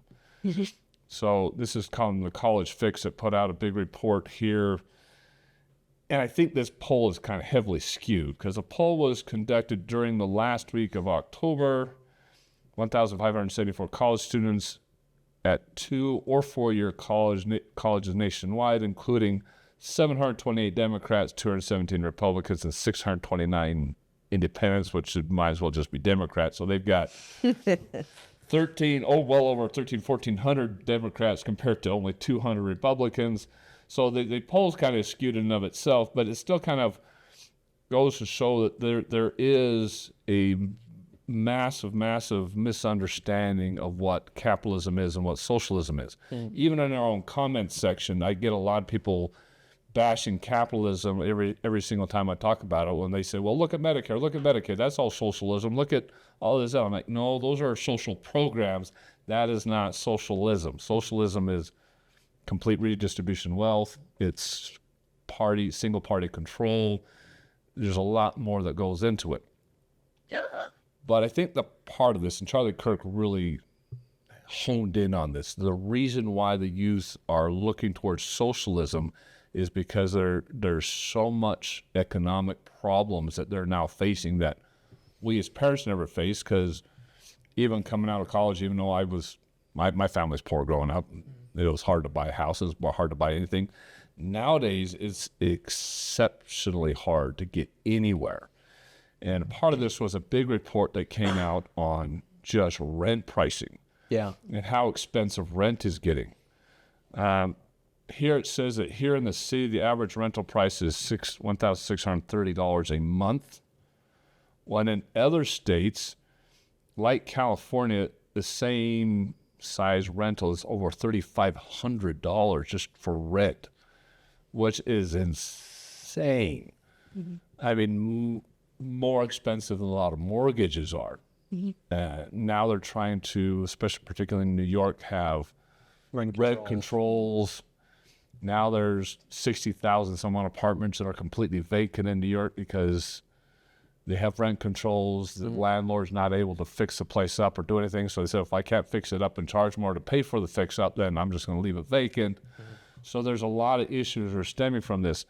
As college students, you guys are seeing this thing firsthand of how expensive it is just to live. And I can completely understand why there's a lot of youth turning towards socialism, because they're just trying to find a solution. They don't recognize whether capitalism is a solution or the socialism is a solution. All they understand is what's going on right now is not working. Mm-hmm. It's too expensive to live. I'm going to be 35 before I get into a house. In fact, the report came out that the average first-time home buyer is now almost 38 years old. That means you're renting from 20 to 38 and you already have kids and all that, which is insane, because even 15 years ago, the average first-time home buyer was around 25, 26. So just within the last 10, 15 years, that's gone up by 10 or 12 years. So what are the effects that you guys are seeing in rent, cost of living, and kind of go through and explain what you're seeing as far as your fellow students as the draw towards socialism? Yeah, jumping in first to respond there, what we're seeing is, and first off, I want to say capitalism is a system of abundance. I don't want to see anything other than capitalism in America. But to your point where you say that the first-time home buyer is at the age of 38 years old, how does that, think about when we're 38 years old, like personally, I'm only 20 years old. I got 18 more years to go until I'm even that age. What is it going to be then? Is it going to be 50 years old when I'm 38? Or what is the future outlook for me right there? So there is deeply rooted issues that we have there. I think the number for the median home price that's being sold in Utah in 2025 is $500,000 and $47,000. So that's a figure that is when you're coming right out of college and you're estimated to make, between $40,000 to $60,000. That's the median amount of money you'll make. How many years is it going to take you of saving and then going into debt, getting a mortgage with a crazy interest rate? And you say savings. I have a friend in Syracuse. Her kids, from the time once they start paying, I guess when they're 8, they start paying real tithing with allowance. She said they always had to put 10% away in savings as well. And her daughter at 25 just bought her first house. Good. Because she's been putting away since then. And I think we went through a bubble in my generation where I needed very little savings to buy my first house. So we got away with it, and then with equity, you can move up. But we need to start teaching. There needs to be a plan from youth to have money. You can't just have what your parents have when you graduate from college. Yeah, the American dream is really, and then I'll pass it over to you, Kai. The American dream is owning a home and then starting a family. So our generation to experience that same opportunity that everyone that before us has had, we need to be able to afford homes. Another figure that we're seeing is that unemployment in Gen Z is at the highest that it's been since the '08 housing crisis. Our unemployment rates are over 9%. 9% of Gen Z is unemployed, meaning if you can't get a job to even begin with, how are you going to start saving? How are you going to start building up wealth to even then afford a home? So that's another issue that we could probably dive in a little bit further too, but I'll pass it over to Kai. Yeah, I just think it's unfortunate. It's like that we're talking to kids in elementary school about like, all right, start thinking about like your mortgage. You know? It's like we're gonna have to add the econ class to like your second grade. Right behind the diversity. Yeah, exactly. You know, the two priorities. Yeah. No, but I just think it's super unfortunate. And well, the issue is that a lot of people don't think in these absolute economic terms. They're not thinking about the way that markets work over time. They're thinking, well, I'm going to feel the effect of a rent control. It's like, that is something that I'm going to be directly right now influenced by. If like the rent is frozen, controlled at a certain level, then we're good, for me at least. And they don't think about the actual effect that this has on a nation, on an economy. But I think you raised an interesting point, Uriah, that I absolutely agree with and I think is not discussed enough. And that's the issue of immigration, both legal and illegal, and what that does to the housing market. Some of the ways that we were actually able to deduce how many illegal immigrants were actually in the United States was by looking at rent prices. That was one of the ways they did that. It's not just the housing market. It goes back to what you're saying. It's the employment market. Yes. So all these jobs that you guys are looking for don't exist because the illegals have them. Yeah. And so this is one of these big problems where the left-wing worldview is not coherent. You actually can't have socialism and open borders because you are perpetuating more and more people who are going to be a net fiscal drain on the system, on all of these social programs that you discussed. The majority, right, are going to be in the lower, either low income labor or low skill labor. And they are going to need this net benefit of the state, and they're not going to be a benefit to the actual economy of the United States. They're going to be, like I said, a net fiscal drain. And the problem is, again, that issue of intersectionality. Somehow left-wing people went from, Bernie Sanders, I think in 2010, did an interview, I forget with who, where he was talking about how actually he was in favor of limiting immigration because it was going to decrease the efficiency or the effectiveness of some of the social programs he was arguing in favor of. But now you can't say that as a Democrat. You can't be a Democrat against immigration or illegal immigration for that matter. You have to support all of the issues or you can't run for office. The issue is these two issues can't exist in the exact same world. And some of these social programs, it's like, yeah, the way the country is set up now, if you stripped all of these social programs, there'd be a total collapse. I don't think we have to advocate for that, but we absolutely have to realize that there are things that are applying unnecessary strains and that are not prioritizing native-born Americans. That's the problem. Those are huge issues that our priorities are totally flipped. Yeah, kind of like going along with like just like pricing and things like that. On campus, like our tuition, like University of Utah tuition is extremely expensive and unaffordable. Like if you don't have a single scholarship, like you're going into debt for sure. And the fact that like so many students are going into debt, so like you already have student loan debt, like how are you supposed to get a house? How are you supposed to save? How are you supposed to do any of that? And then on top of that, like, you have to, get housing and stuff like that. And my like rent for the place that I live in Salt Lake City is $1,500 a month, which is insane. Like, and it's just crazy. And that's and then like the dorms are like over $10,000 a year, and it's like this tiny little box that you share with someone. Like it's not comfortable. It's like no amenities, no nothing. Like it's just awful. And so the fact that like, these things are super expensive is just ridiculous. And then kind of going on like socialism, after I'm in a campaign management class currently, and after the election, we kind of had like a post-election discussion, and so many people were so happy at the fact that Madame won. Like they were ecstatic by it. Like everyone was like, I would say majority of my class was extremely ecstatic by it. And which is very very scary. Yeah, it is very like, yeah, it's very like disturbing. Like, yeah, exactly. And so I think majority of people just don't even understand what the word socialism means. Like, I think a lot of people hear the word capitalism and it has this negative connotation to it because that's what you're taught in, like, you know, your classes. Like, and quite a few of my classes were taught about how capitalism creates inequality and how awful it is, and how, like, you know, people just are so poor under capitalism, and like it's just like this awful like economic system. And so people just hear that and are just like, okay, well then anything other than capitalism is great and fantastic, even though when they hear the word socialism, if you ask them, what is the definition of socialism? What is it?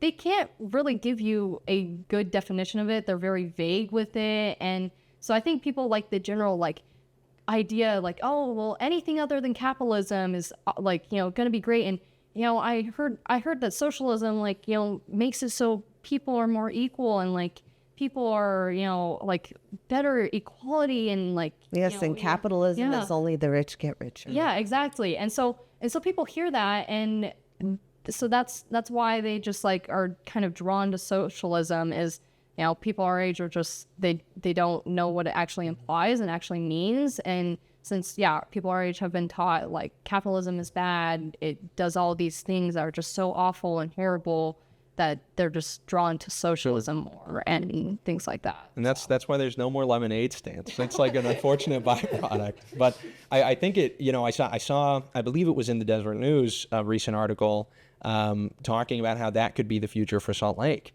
We have obviously redistricting occurring in Utah, which is going to create a district out of just Salt Lake City, basically.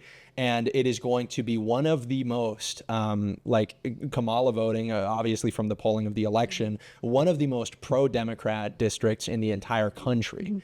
Which means somebody like a Zohran Mamdani, and look, you know, if we're seeing these statistics from the college students, you look at, you know, people who are here in Salt Lake or at the University of Utah or whatnot, you look at the way that they'd be voting in an election for a representative in that district. I absolutely think that it is reasonably likely that we will have a Zohran Mamdani type candidate here in this state if we're not able to remedy it. That redistricting issue is one of the largest ones that's going to decide the trajectory of the state. And the more these redistricting issues occur around the country, the more you'll start to see Zohran Mamdanis pop up. Whereas everybody has been saying, look, you know, okay, yeah, but this is like the New York mayoral race. New York, like, city is not representative of the whole country. Well, depends on the way that the districts are formed. It depends where your boundaries are. So I think it's incredibly likely that we see these democratic socialists or social democrats, however they want to phrase it, start to take over these more deep red districts around the country. Well, yeah, and I read a study a little bit ago that showed that specifically Utah Republicans tend to be more like moderate leaning Republicans, not super conservative.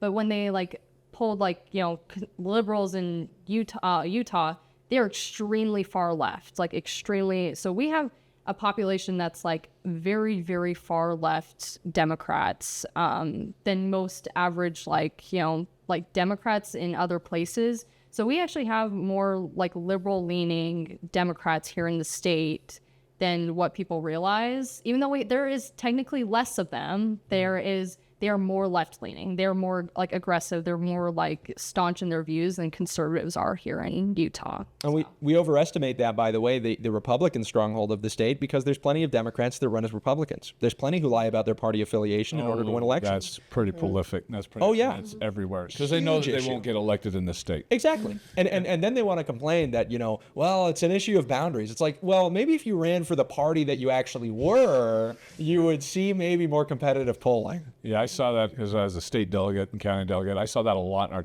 county delegation where I was actually calling and asking people, do you want to have pornographic type books inside of public schools and elementary schools amongst the actual delegates? And the answers I got were appalling. Well, yeah, our kids have to be introduced to that kind of stuff. You're depriving them if they're not. And I'm like, You're not Republican. Yeah. You're.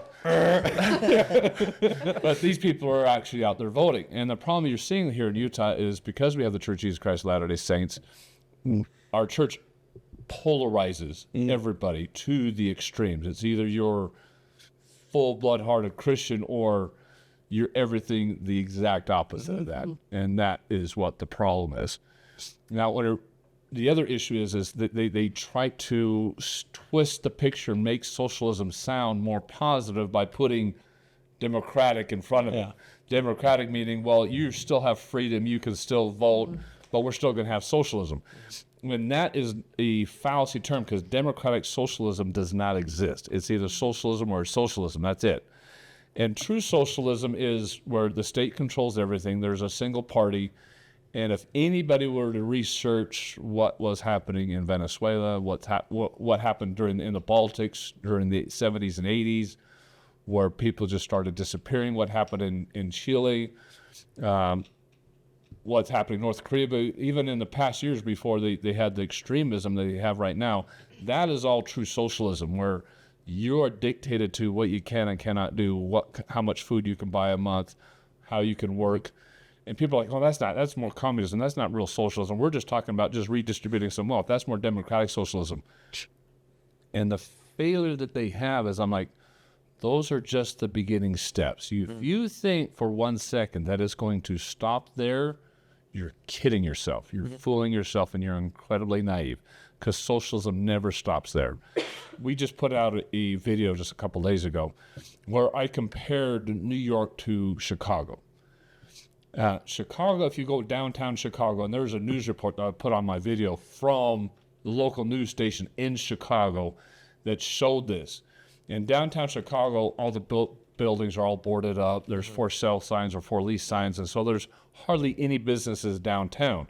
And Chicago's practiced socialism for a very, very long time. They've had a very socialistic mayor, governor's pretty socialistic. And so a lot of the big businesses have moved out. And this is a left-leaning news organization in downtown Chicago saying, well, yeah, the problem is downtown. The socialism type programs that they've had were originally getting all their funding from all these big businesses, the wealthy, and they've all moved out. So now, to be able to find the funds for those programs, the city has had to increase the property taxes of all the homeowners. And so now you have all these middle class and lower class homeowners where their property taxes are going up between 90 and 240% within the last year to fund those programs. Now that Zoran Mamdani's in office, the same thing is going to happen. In fact, the day that he got in, Florida reported over 100,000 offers on homes increase in a single day. That's great. And they're all from New Yorkers, which is insane. So you're going to have the same problem. And the other problem people have is, well, it's working in Sweden, it's working in all these other states. They've done reports, and here Fox News did a report, that everybody always points to, like, Sweden.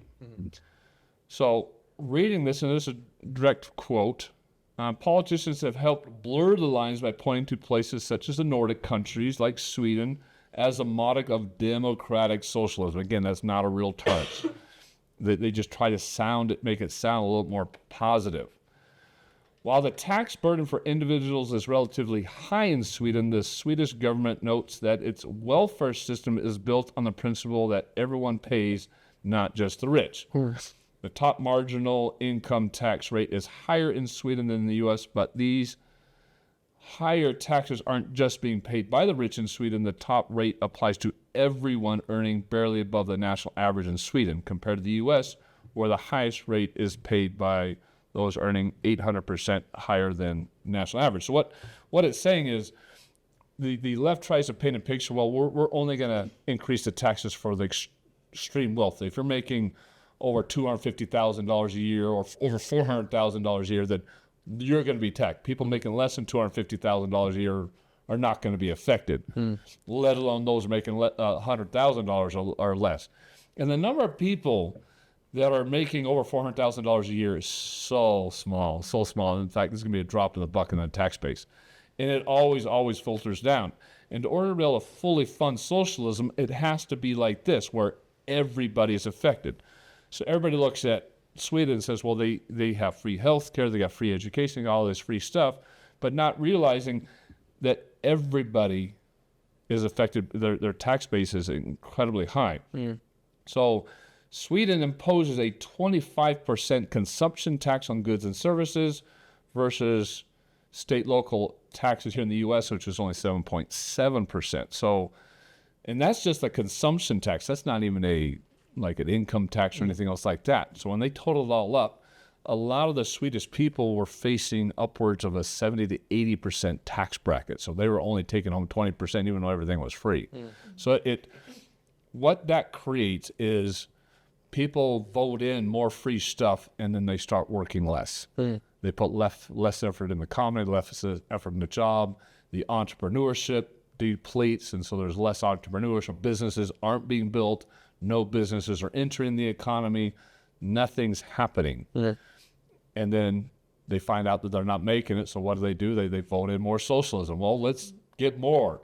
And then they work less. And it drops the economy to where it's down to almost nothing. So if you look at the European economy right now, you have like NVIDIA, the company NVIDIA, which is a massive company. They have a bigger income than almost all of Europe combined. Yeah.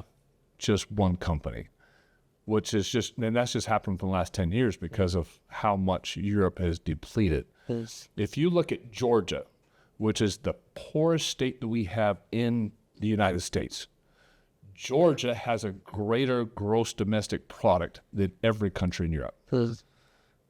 All of them, including Germany, England, all of them, which proves that socialism doesn't work, because that's what they're all doing. So Sweden saw a massive decline, and they had to pull it back. So they had to introduce free market because everybody was going against that. That was a big thing in Germany as well, with the recent election of the AfD, which is their more nationalist right-wing party. It's like one of the huge issues has been like the utility bills. It's like they've gotten insane. And this is one of the big issues alongside immigration that has really been galvanizing people. And this party that is only, very recently gone into relevance, polled higher than all of the establishment parties in the last couple of elections, and is now a much larger slice of the pie of the parliament. And it's, that you're right, Europe has to address it. And a lot of these things, maybe they kind of worked in the past, but the thing that left-wing people, again, forget, you have to look at the entire context. Oh, so you think in the United States, like one of the supposedly most diverse places in the world, you think we're going to be able to do like what one of the most like historically, ethnically homogenous places where everybody's speaking the same language, has lived around each other forever. It's like, you think you're going to have the same amount of cohesion in these two places? Absolutely not. And people in Europe now are sick of it. They're sick of people being able to live off of the state. That's all of my German relatives. I've got family that lives in Germany still. They are all saying the same thing. It's like, we're kind of just like sick of people just living off of the state. There are people who are just not working. The social safety net is taking care of them completely, and it's just not okay. They're right. They're sick. It's bad. It's bad. And I could tell you some more here. So reading this, Sweden learned the hard way that what happens when it moved towards that kind of policies advocated for democratic socialism, as highlighted by Johan Newberg and others for almost 100 years. The country had a small government and an open economy until the country experimented with socialism in the 70s and 80s. During that time, they expanded the size of government, increased income taxes, introducing a wealth tax, an inheritance tax. Iconic companies like IKEA left the country. Growth stalled, and the country experienced a financial crisis that forced major reforms in the early 1990s. Today, Sweden is one of the most economically free countries in the world. What does that translate to? They went completely capitalistic. So everybody points to Sweden, and they don't do the research. They have no idea that Sweden is no longer socialistic anymore. They ended that back in the 1990s. And everybody's like, well, they're still doing all this. And they're still looking at Finland and Norway, who are still have some socialism. But again, if you look at those countries as a whole, they're smaller than our poorest state. And if you look at the average income of the average European and compare it to the average income of the United States, we're like 3 times bigger income, disposable income after expenses than the average European. 3 times. And so you can look at the poorest amongst us, and even the poorest amongst us are wealthier than the vast majority of Europeans.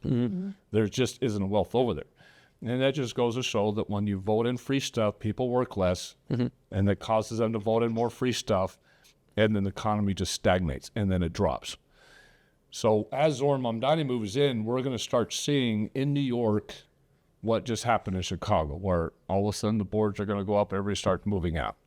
We see that a lot in California. I mean, it's not just Tesla that moved out of California, but there's a massive wave of people not only trying to get rid of the politics out of California, but the taxes are insanely high, and they're increasing them again. I think just this last voting cycle, they just voted in another like 30-cent increase on gas. That's insane. So now it's... I don't, like, they already have extreme gas prices, so just another 30 cents is just, like, It's just insane. crazy. I remember seeing $7 back a couple of years back when I was down there. I was like, that's insanity. Insane. And of course, you know, like I was talking to a buddy of mine, and he's like, what's the minimum wage in Utah? I'm like, $7.25. It's like $22 in California. It's insanity. And it's, you know, these two things, you know, they try to keep up with each other, the inflation of the prices and the wages, but you really can't. Eventually it gets to the point where, people leave. People vote with their feet. Yeah. So let's get back to the youth. So how do we teach the youth, and how do we show the youth that, no, capitalism is what works? It's when you introduce governmental controls and try to mix capitalism and socialism is where you have a problem. How do you make those two meet? As a member of the Church of Jesus Christ, we had President McKay who said communism was a satanic threat, right? I think socialism really is just soft communism. It's one foot in the door, 1 foot out, with the other door soon to be in there. Exactly. And then referencing Kai's poll earlier back with Utah Democrats specifically, 51% of them consider socialism favorably. They see it favorably. And another poll showed that 65% of Utah Democrats view Zohar Mamdani favorably, meaning he's a full-out communist. He's not. He calls himself, like you guys said, a democratic socialist. He's a communist. So that means 65% of Utah Democrats view communism and socialism favorably. That's wrong. We need to understand that we are taught that your hard work gets you what you want, right? In a capitalist economy, when you work and you put in effort, you're going to get something out of that. In a socialist one, in a communist one, you're going to work and you're going to get nothing, and everyone around you is going to get nothing. Like I said earlier, capitalism is a system of abundance. When we are all bought into that system, it works, and we all have benefited from that tremendously from the start of the inception of this great country. I think, like, just kind of, I don't know. I think in showing people, like, you know, reminding them of the American dream, and like kind of, I think also giving them examples. I think people just think, oh yeah, socialism is great. And like, I think giving them real world examples of other countries and giving them more tangible, like, evidence that it does it will help convince people. But I think what honestly takes, like, why our generation is kind of favorably towards it is also because we don't, like, we haven't had to pay taxes on, like, you know, or like houses or things like that yet, like major taxes, obviously. Like, obviously we pay like some taxes, but not like majorly. And so, like, the other day in my class, like, people who, like, they were showing that, like, you know, the youth tend to be more liberal leaning, and then as they get older, they tend to, like, people tend to switch more conservative leaning as they get older. And the reason why people were like, the reason why that happens is because then they have to start paying taxes. You've lived real life. Yeah, you have to, like, actually start And doing bills. that. Yes, the bills, Bills, taxes, things like that. And so, like, that will be how, like, our generation switches, is partially due to that. But I think our generation is definitely more stronghold on the liberal ideologies and won't be as easily convinced to conservative views based off just taxes alone. But yeah, I think just giving, like, more real world examples of this does not work, because it is shown in these countries, and giving them more tangible evidence, I think, will help them, because they just think of it as but we haven't seen this really in other countries, or they're just they haven't executed it right, or things like that. That's never been tried. Real communism. Yeah, exactly. And so I think we need to give them more evidence showing that, and also explain what communism and socialism is. I think just people just don't even understand what it is. Most people are not very politically involved, and so they just don't understand what a lot of these complex concepts are to begin with. And so I think just more explaining it and showing it is kind of how we're gonna. I think a big problem is the left throws out terms like Hitler, fascist, buzzwords, and they completely destroy the actual meaning of those words. To where the youth, they have no idea what a fascism really is. And fascism is socialism. That's what it is. It's where the government controls everything.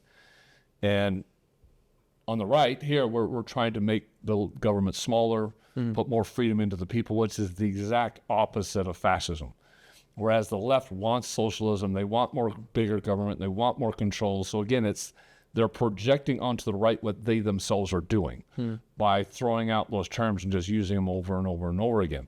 They've labeled Trump a dictator, he's a king, right? And it's exactly what they themselves want to do, is they want to have that absolute complete control. But it's that projection that makes those words mean nothing. And then you have big problem with the university professors that just don't teach history. They don't teach what happened in the past, and so they don't understand what socialism does, what kind of destruction it is, because there's no world history being taught. It isn't taught what happens in these other countries. Why? Because it doesn't meet a narrative. It doesn't meet what they want to have happen. So there's a major issue with the youth coming out of our universities, where they're being pointed towards socialism, they're being pointed towards the left, because the education is just not there. Well, yeah, sorry if you know. So now it's the youth that has to overcome that. So you guys have the UFCR, there's TPUSA events. It's going to come down to these type of programs to teach your fellow students, because it's not going to come from any place else. So yeah, I think, how does that get out there? How do you guys affect that? I think it's interesting. A big part of it, and Rory's right to point this out. There's that. The over philosophizing it of the this is an ideal that has not yet to be tried, and it is removed from the pragmatic. I think conservatives are much more pragmatic. We look kind of at the implementation of certain policies. They have these effects where we are very much less, these idealists. Liberals tend to be very much more idealistic in their thinking. I will say, I think that we have to just kind of get away from the old paradigm, right? It is basically our politics for the last decade has been which party is Hitler? Which party is the Nazis? And it's I kind of want to move past that. And I think a lot of young people are there too. It's really what is going to be more effective, and what I think is going to be awesome, is being able to look at an experiment like Malaysia, Argentina. You look at what happened there. That's where I served my mission. And I saw the inflation, after and before his election. And I've seen what the inflation is at now. And it's been reduced in ways that, were unexpected. And despite the fact that people were, expecting an upset in the last election, he polled still favorably with the people, despite the fact that for a lot of Argentine people, it's still very difficult to live. The products are still incredibly expensive. There is still inflation, but they understand that there is a period of pain in order to restabilize the economy. I think a certain aspect of that is always going to be a pendulum swinging back and forth. You have to make mistakes and then realize it. I don't want those mistakes to cause, the death of these classic American cities like Chicago, like Detroit, and like New York. I don't want those cities to fall. I think they're great American cities. And unfortunately, people are electing officials that are going to lead to their downfalls. But you do create case studies. And those case studies are important. It's important to juxtapose economic, free market principles with others. I will, however, say, speaking from the Gen Z perspective, I think there has to be an answer to some of these economic issues, and the answer cannot be the classic, pull yourself up by your bootstraps, work just harder than other people, because there are economic forces, and you're right to point out forces from the state that make the hard work that a person puts in not adequate to truly allow them to fulfill the American dream the way that Riley discussed. one of the ideas that I personally, and I don't mean to speak for all of Republicans or all of the UFCR, but one of the ideas that I was incredibly intrigued by was one raised by a Democratic candidate for presidency in 2020. This is a guy named Andrew Yang. He was a huge outlier, but ended up polling like within the top 5 of a very, very, crowded primary. And his idea is one that can appear socialistic, but in its implementation actually works because of free market principles. And that's the idea of a universal basic income, which sounds very scary. An economic stimulus monthly to basically every American. He called it the freedom dividend. It was going to be produced out of the gains with AI and technology, and it was going to be distributed to every American. The reason a UBI, and this has been studied and has worked, it actually is happening right now in Alaska. They have a lot of oil money, and they have a dividend that they give to their citizens over there in Alaska. And this works in implementation because the market is taking effect. You give people money that they basically are earning. You don't derive it, necessarily from like this super high income tax, the way the Democrats would like to do it, but you allow them to use, this money to affect an actual change in the market. They vote with their dollars, they contribute, the economy expands, college students don't have to, work as much, new mothers don't work as much. Those were the only 2 groups in the implementations of UBI that have been studied that worked less. College students, which for me is fine, dedicate yourself to your education, and new mothers. They work less too.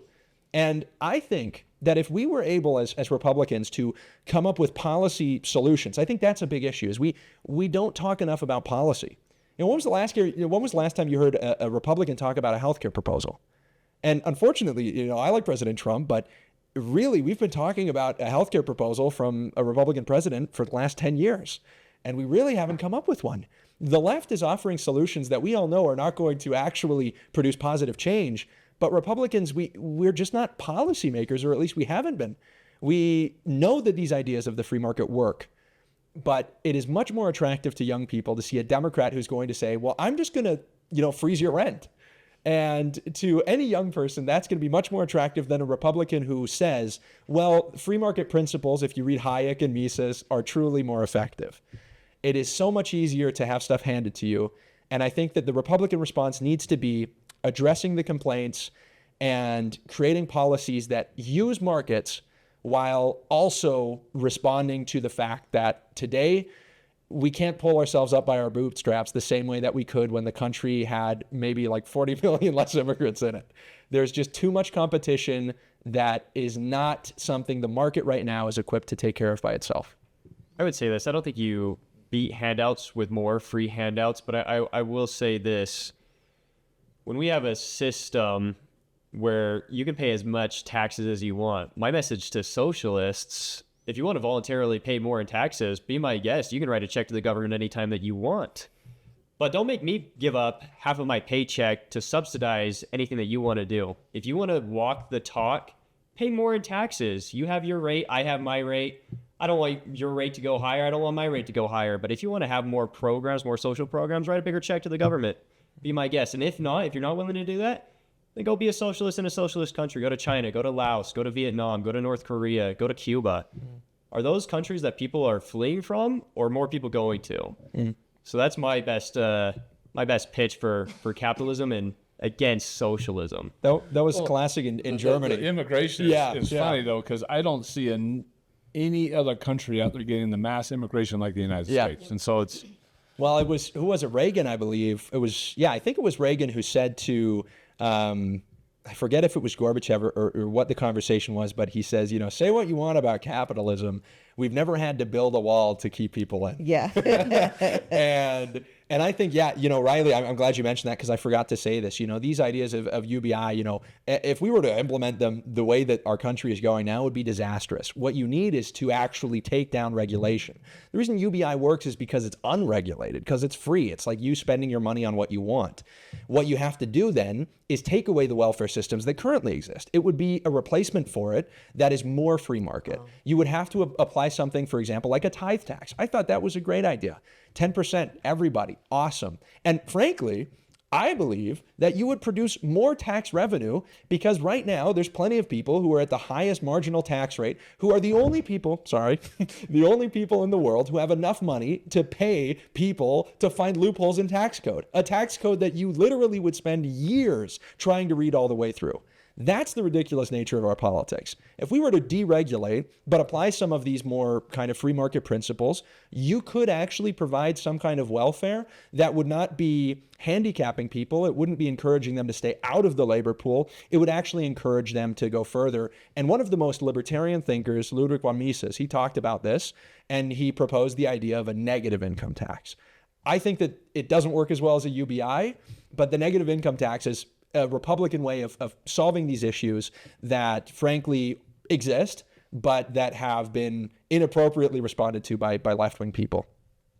Well, I think there's a major problem with taxes in and of themselves. I mean, UBI works. I mean, I know Saudi Arabia is doing it because they're pulling it from the oil revenue. Mm-hmm. They say, okay, there's a national resource. Yep. The national resource belongs to everybody, not just the people go and drill for it. Mm.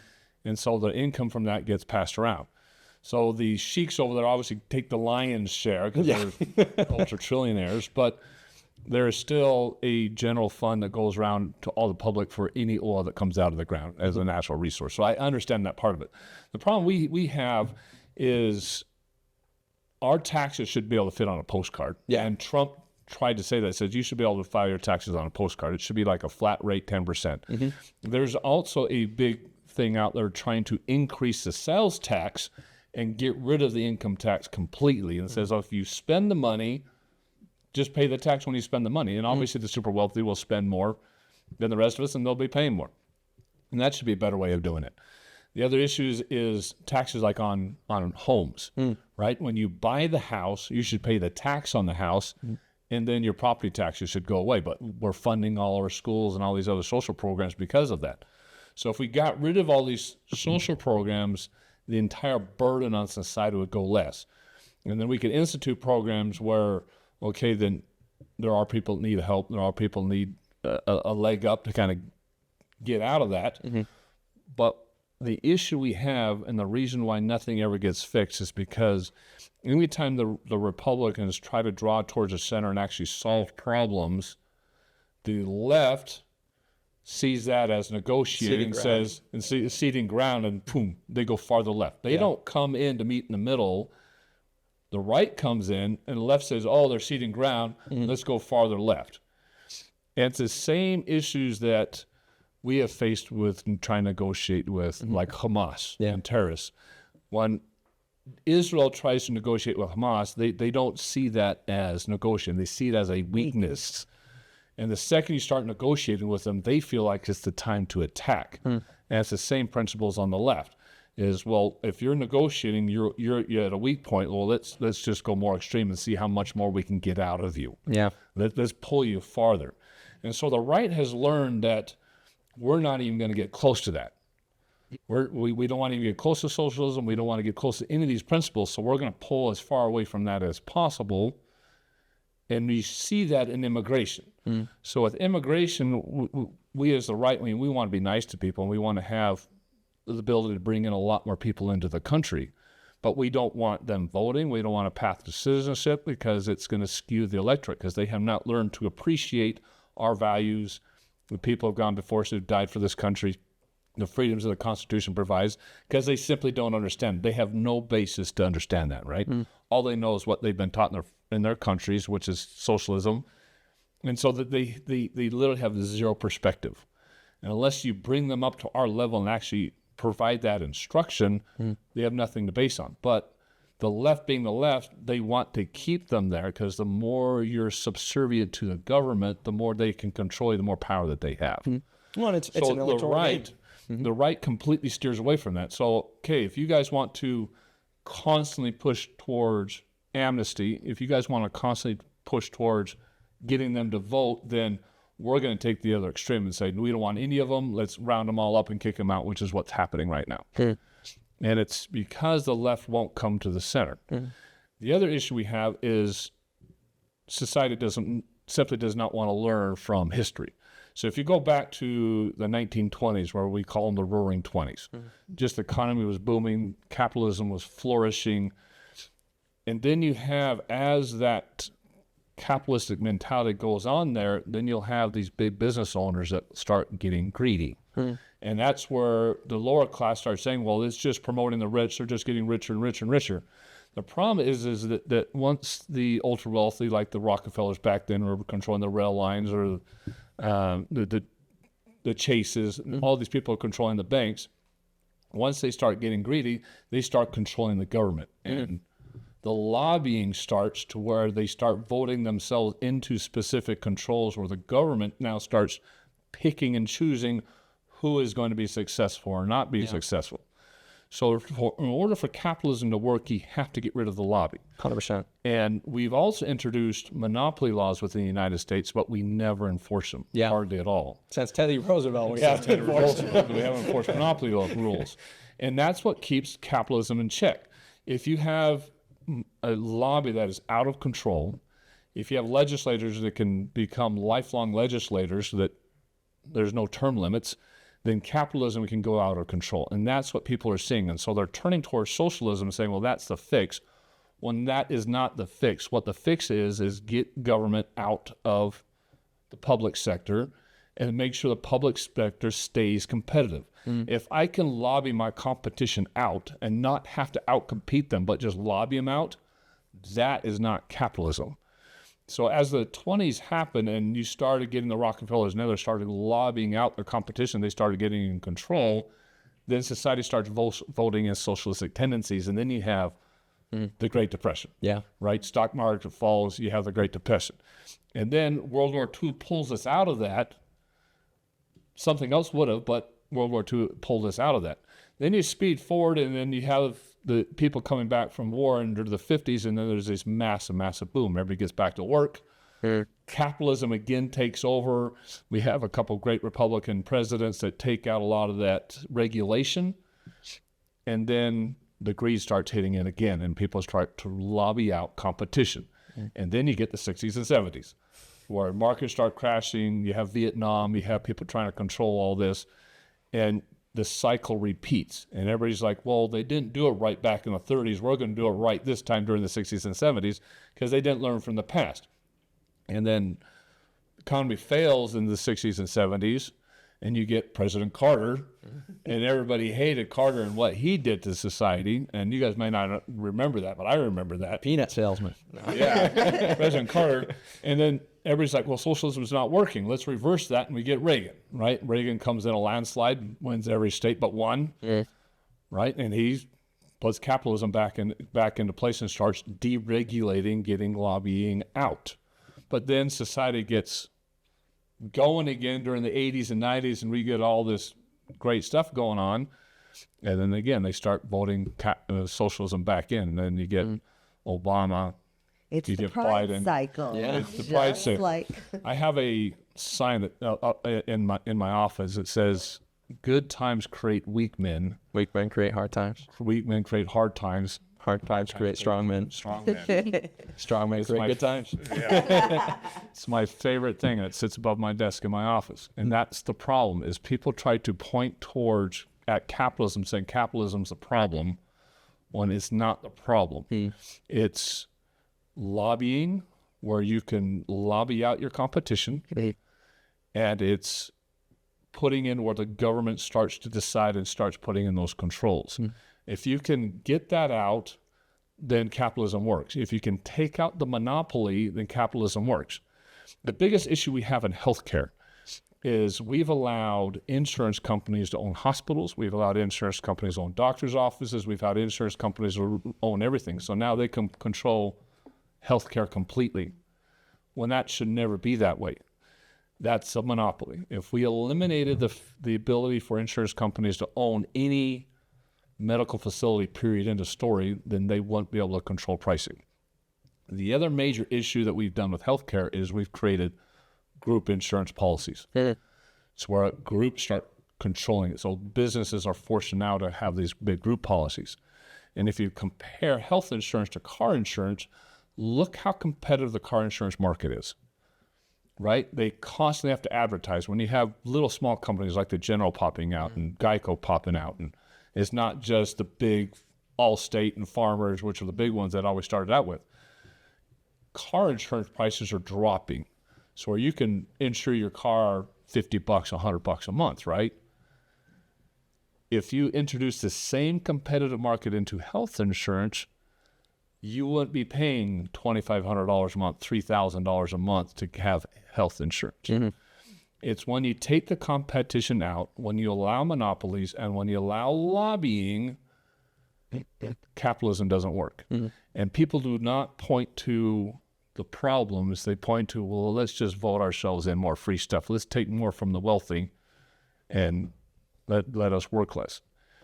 And they don't recognize where the true problem is, which is what's happened in Chicago and what's happening amongst the youth now, because they don't understand those principles. The college-age student, the high school student, when they come out, they don't understand how that works. They don't understand how competition works. They don't understand how lobbying works. They don't understand how much lobbying actually exists in Washington. They don't understand what a career politician, how devastating that has made this country when you can be a politician for 40 years like Nancy Pelosi or Chuck Schumer. And Nancy Pelosi can be a billionaire off of the stock market. Yeah, insider trading. Yeah. Insider trading. They don't understand those issues. And they don't understand what it means to not enforce monopoly laws. And that's where it is. That's the problem nowadays.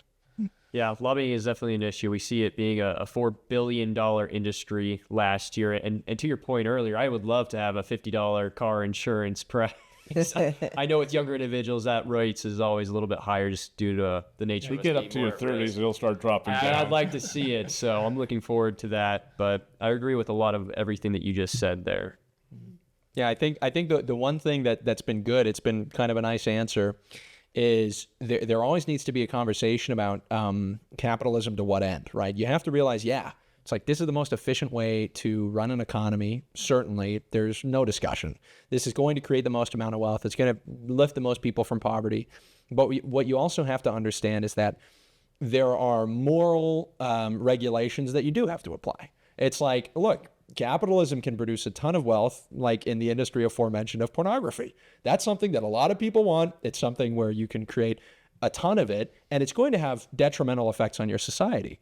And I absolutely believe in regulation in those regards. It's like drugs. Oh yeah, that's a fantastic business. I mean, the issue of drugs, we see that with pharmaceuticals, right? And there you do have these monopolies. You do have prices, rising up because there's not fair competition. Nonetheless, this is Uriah Kennedy from God and Country, and I've been fishing since I was just a little boy. My father used to get me out there and teach me how to tie little fishing knots, and whether it was creek fishing in a stream or we were out trolling on a lake, there's nothing more beautiful than reeling in a big bass or big trout.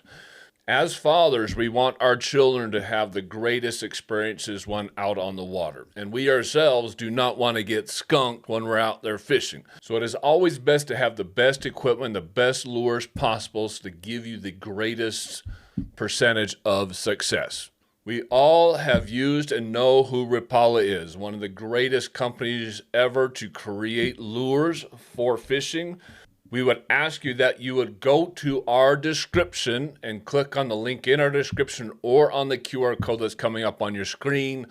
Support the channel by going through our link or through our QR code and making all your fishing purchases at Rapala.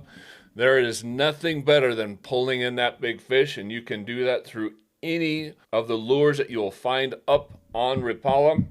There is nothing like the quality that you will find at Rapala. From all their lures that will definitely get you some good hits on that line, to any type of tools, knives, clothing and apparel, anything you'll possibly need to have a great afternoon, a great day out there on the lake or out on the river. Trust Rapala for all those fishing needs. And again, you have to go through our description, our code in the description, or the QR code that's going to be popping up here on your screen. Again, support this channel by going to Rapala through the link in our description or the QR code that's popping up on your screen.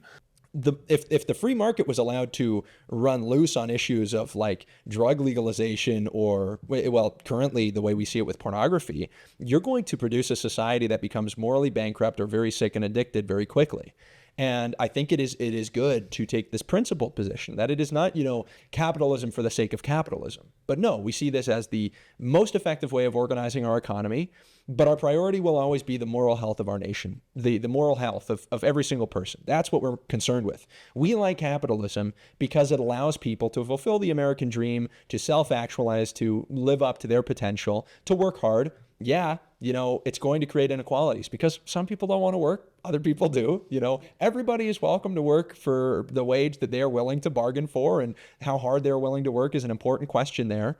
And the way that the left has made equality this false god, I think the right sometimes makes capitalism a false god. It's like, no, capitalism is the vehicle, but we have higher goals. We have goals that are more important, and it is usually the health of the family and the nation. Mm-hmm. Yeah, and I feel like a lot of people, like a lot of the left forgets to acknowledge that all of us have like different talents and things that we like specialize in and enjoy. And so people they're like, we want equality and we want everyone to be the same. We're never going to be the same. But yet they're busy putting people in boxes. Yeah. Yeah, exactly. And so I think, just acknowledging capitalism allows like people to do a vast variety of things that they're interested and passionate about, and that they can pursue and have like fulfillment in their life, and like fulfillment in like accomplishing things and working hard. Because I think a lot of people would prefer to just be lazy and do nothing, but then like your life isn't worth living then. Like there's nothing you find out there's no fun in that, really. Yeah, exactly. There's nothing to look forward to. And so that's like where capitalism is awesome, where it just allows people to really develop their talents, develop as a human being, work hard, and like really have like purpose for their life. So well, I feel hopeful about our future. If this is what God held back for this time, and him in charge, by the way. Well, capitalism promotes entrepreneurship. Without entrepreneurship, you have no growth. I mean, from the United States, you've got TV, you've got radio, you've got AI, you've got Hollywood, you got movies, you got all these different types of sports. All that was developed because of entrepreneurship. You got everything that you enjoy, all the little knickknacks, your cell phones, the laptops, the podcast equipment we have here. All that has been created from entrepreneurship. People seeing a problem, fixing it, or just trying to create something new. That entrepreneurship does not exist in socialism or communism. Because it's not rewarded. There's no incentive. There's no incentive. That's why the vast majority of all inventions in the past 200 years have all happened in the United States. You're not seeing all these new products, these new inventions coming from Europe or from China. China just steals our information, reproduces it, right? None of this is coming from these other places. It's when you introduce a free open market where you have this. Japan is a great sense of that, right? They had an imperialistic market up until World War II, and then they opened up to capitalism, and now they're a huge source of these new inventions.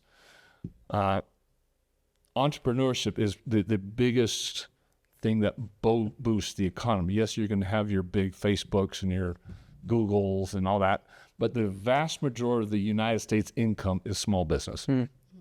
80-90% of it is small business. And the European nation, they don't have that. They don't have that small business market, which is why Georgia has a bigger economy than every country within the European Union. So that, and even though the euro is supposedly higher value than the U.S. dollar for some rich, strange reason, which it shouldn't be. I think someone's skewing those numbers.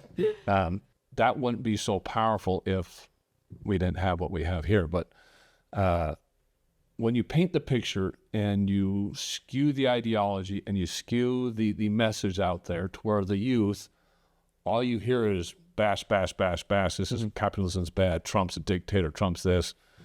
Capitalism is bad. Christianity is bad. You guys are oppressive. You're judgmental. You're trying to put your values and oppress the other people. When that is all you hear 24/7, then people tend to believe it. Yeah. And that's why you can go from a very conservative Christian home, go to a university, and all of a sudden it's a complete 180. You're a bleeding heart liberal coming out.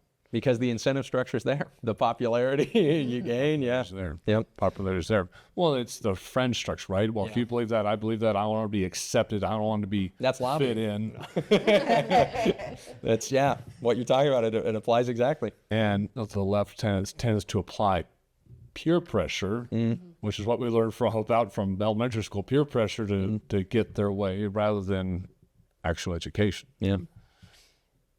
So as youth, how do you see your fellow students fighting that? Because we have a major, major problem amongst our college-age students. I mean, we see that in Black Lives Matter movements. We saw that with the Palestine movements, River to the Sea crap. I mean, there's a major problem in our universities, and the vast majority of it stems from professors. So how does the youth fight that? I think it's through organizations like the College Republicans or like TPUSA that need to promote and actually have events. I think that's a big thing, is that, sure, when we got bold enough to be part of a club, maybe we didn't even go to the events. And I think now we're finally seeing people show up to stuff, start going to these events, start debating, start speaking up, and not retreat from these places. I think that's a big problem and frankly, Charlie Kirk, despite, him saying that college was a scam, the place he had his conversations was at a university, right? Or at universities across the country. That's what needs to be had. You need to have those conversations, and you need to start showing up to these events. And at these events, conversations need to be had about what you can do to actually affect change in your local politics. And I think, that's the biggest thing, is the thing that gets you out of the door. And, we talk a lot about running for caucus. We talk about being able to, be active in your state party, in these local races, internships, campaigning. I can't tell you the amount of insight that I've gained to the way that politics is done at the local level, through the UFCR, particularly through Riley and the chairman, Tyler. Really, this is the thing that is motivating me to go from somebody who just talks about stuff on the internet, which almost all of us are willing to do, to truly affecting some change. And that's the big takeaway from Charlie's death, is to actually galvanize these organizations to put on events, to host speakers, and then to sign people up to vote and talk to them about the step further than voting. Yeah, I second what Kai said right there. Is I think the biggest way is that we can really bridge that gap is people joining these organizations, participating, showing up. I think, having these speaker events where people are learning of these ideologies, being able to ask questions directly to politicians, speakers, things like that, so they can learn more and really engage. And and then our organization really is working to push people past college. We want you to eventually run for office, or be like a political leader in some sense, or just be civically involved still. And we've been doing a really big push, our group, to get a lot of us to run for state delegates and county delegates and things like that, because we're the future of the party, and so we want to start showing up, being active, participating. And that's really kind of how you get people to really engage and be involved, is having events, feeling like there's a community, there's people there that support them.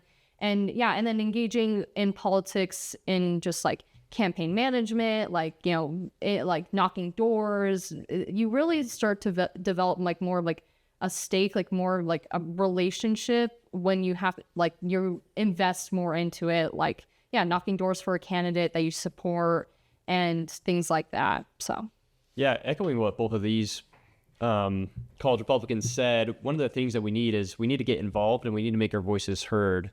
We are the future, not only of this party, but of this country, and we need to fight for it. And I would issue a call to action to everyone listening that's a registered Republican in the state of Utah. Save the date, March 17th. That's our caucus night in your local county. Attend, run to be a state delegate, and have your voice be heard. Show up, and we're going to be having one of the biggest pushes to have. Our goal is to have 200 college Republicans run and commit to signing a declaration that says they're going to run to be a state delegate. If we could get 200 young voices to enter into the party, we're going to have a lot, and we're going to make our voices heard, and we're going to be able to influence not only policy, but who our candidates are before ballots are even printed. Yeah. And I think like also the candidates now and the policies that are being implemented now affect us for a very long time. Like it's not just like, oh, it's just currently like who's in office just affects directly what's happening right now in politics. No, it lasts for years. And so we really need to step up and like be delegates and elect good people into office, because these are the people who are affecting our futures for the next 20 plus years. So we need to start now with like really being involved. Yeah, we need to be the voice, and we need to be the change that we hope for our future. Because if it's not us, then who will it be? That's awesome. Well, if you don't get over the fear, right? That's the biggest thing we've been saying is if you don't express your feelings, your faith, your belief in God and Christ, if you don't express your belief in conservative values, how does your neighbor know what you believe in? How are they going to know that they've got someone to rely on, someone they can team up with? Because as you guys said in the very beginning, as the effect of COVID, we're a social people. And if you're not socialized, you feel like you're by yourself. And when you feel like you're by yourself, you tend to be drawn towards that evil, drawn towards the left. But when you're openly expressive, then people with like values all of a sudden get that bravery, get that, well, I can stand up. I'm not going to shun myself. I can get out of my little box. I can get out of my shyness. And I can stand up with you. I've got somebody I can arm in arm with, team up with, right? And then if 2 or 3 people start teaming up, and then more people start teaming up, right? It's getting out of your box. It's openly expressing yourself so other people have the same bravery to come out and say, I'm not alone in this. I'm not afraid anymore. I'm not shy anymore. I'm not afraid to get out of this little box and express myself. And then it becomes contagious. And then the movement spreads, because that's how the left does it, right? They're very, very vocal, and it spreads like wildfire. The more vocal they are, the more wildfire they get. The bigger and badder their protests are, the more stuff they burn, the more people they draw in. But on the right, we just don't have that. We just have that solemn, nobody talks, nobody says anything type mentality. And we're not going to go out there, like we said, burn police cars and stuff like that. But when you're more outspoken, you give people confidence to become outspoken and say, I believe in God, I believe in Christ, I believe in conservative values, I believe in the capitalistic market, I believe in the foundation of the United States of America. I want to see just as many American flags flying as pride flags, many more. And the issue is we just don't do that. You know, there needs to be that expression. It needs to be that expression. And you got to get out there and be bold in saying that. Because you're not looking to necessarily become involved in every event that goes on there and every speaker. It's in your homes, it's in your neighborhoods, it's on the streets. When I'm vocal, my neighbor is going to become a little more expressive and say, well, if they believe in good, wholesome principles, I'm not going to be afraid to stand up and say that. And then maybe people across the street will stand up, and maybe around the block will start standing up. Yes. And it's where we have that effect like Trump did, when all of a sudden after election day and everybody came out and realized that he won the popular vote, then everybody started becoming vocal after they found out it was popular. It wasn't before. Everybody was all hush hush, and they could go in their little secret ballot box and say, oh, because no one else knew how I was voting. I'll vote for Donald Trump because I'm not telling anybody I voted for Donald Trump. And then when the popular vote comes out, all of a sudden, I was the one that voted for Donald Trump. Yeah, I was part of that. It's that fear and that bravery that's just not there. So the more we're vocal, the less others are afraid. And I think that fear resides significantly more in the youth than it does in the older generations. Because at the time we're our age, when we don't care what you say. We just, you do your thing, I'll do my thing. We just don't care anymore. But when you're young like you guys are, there's still a massive, I want to be accepted, I want to be part of things. So how does the youth become that are conservative? How do you convince fellow youth not to be afraid and kind of stand up and start being a little more vocal about their values? I think it begins by leading by action. We need to be the best individuals that we can be. We need to build out this country. We need to set out a plan that we can get behind. And then if other people see what we're doing, and if they feel that it's best that they get a part behind our mission, I think that's how we lead by example and really show people what what's really at stake here and what we're fighting for, because our nation is in trouble. If it's not us, like I've said throughout this entire podcast, if it's not us, then it's nobody. Nobody's coming to save us. And we need to stand up, and we need to fight for our beliefs. We need to fight for what we believe in, and we need to lead by example. That's what I would say. Charlie Kirk really boosted that. I mean, he helped the youth a lot, but there's not a lot more of it. So what do you do to get people to not be afraid anymore? I think just explaining that, like, we need to, like, hold out in truth. Like, we need, if we want, people to, like, be motivated to, like, stand up for these, like, and we need to explain to them, like truth is on the line. Like, people are, like, people are being deceived, people are being lied to, and, like, are you willing to put up with that? Like, and I think that's a big motivator, is, like, I believe, like, we should be telling, like, there should be truth. Like, there should be people that are fighting for truth. And yeah, I think obviously retaliation is a big thing. Like, people are scared of that, but explain there's a lot more on the line than people realize. Before I got in politics, I didn't realize, like, anything. Like, I thought that the government didn't really influence me, and there was nothing that I would be able to live my life normally. And I think people don't realize that. And so realizing, like, the urgency of it, like, there is things online, like, you're not going to be able to afford a house. You're not going to be able to have, like, the family that you would like to have if you don't start now and be motivated to express those views. And that, yeah, like, being silent won't work for much longer. So yeah, I second and echo, that idea of standing kind of as an example. It could be a laptop sticker, it could be a MAGA hat, it could be, a sweatshirt, all of those things. Like, whenever I see somebody in public wearing a MAGA hat, whether it's at the gym or in one of my classes, I go up and I'm like, hey, like the hat. And that person feels vindicated in their decision. They're like, oh, this is kind of cool. It's like, he likes my hat. But it is also this thing where you realize, you're right. It doesn't have to be the secret thing. And I thought back, actually, to the experience I had on my mission, not to, take Zion and Babylon and put them together, because politics is this terrible, messy thing. And obviously not to conflate the two in a sense of importance, but it is to say that the principle of knowing that you're right about something and being able and courageous to talk about it because it's right, which for me, like talking about my faith, it's like, well, why am I going to, quiet myself? Like, I'm a missionary. I know these things are true. Certainly there's people who are going to disagree with me. I know that. Maybe that makes me shy. But I also kind of realize that, I genuinely do believe what I'm saying. And I think it's right. And I think it's true. And I think it'll help other people. And for all those reasons, I'm going to go out and do it. I think that exact same principle needs to apply in politics. I'm not going to, speak in a hushed tone because people might disagree with me. It's like, people are always going to disagree with you.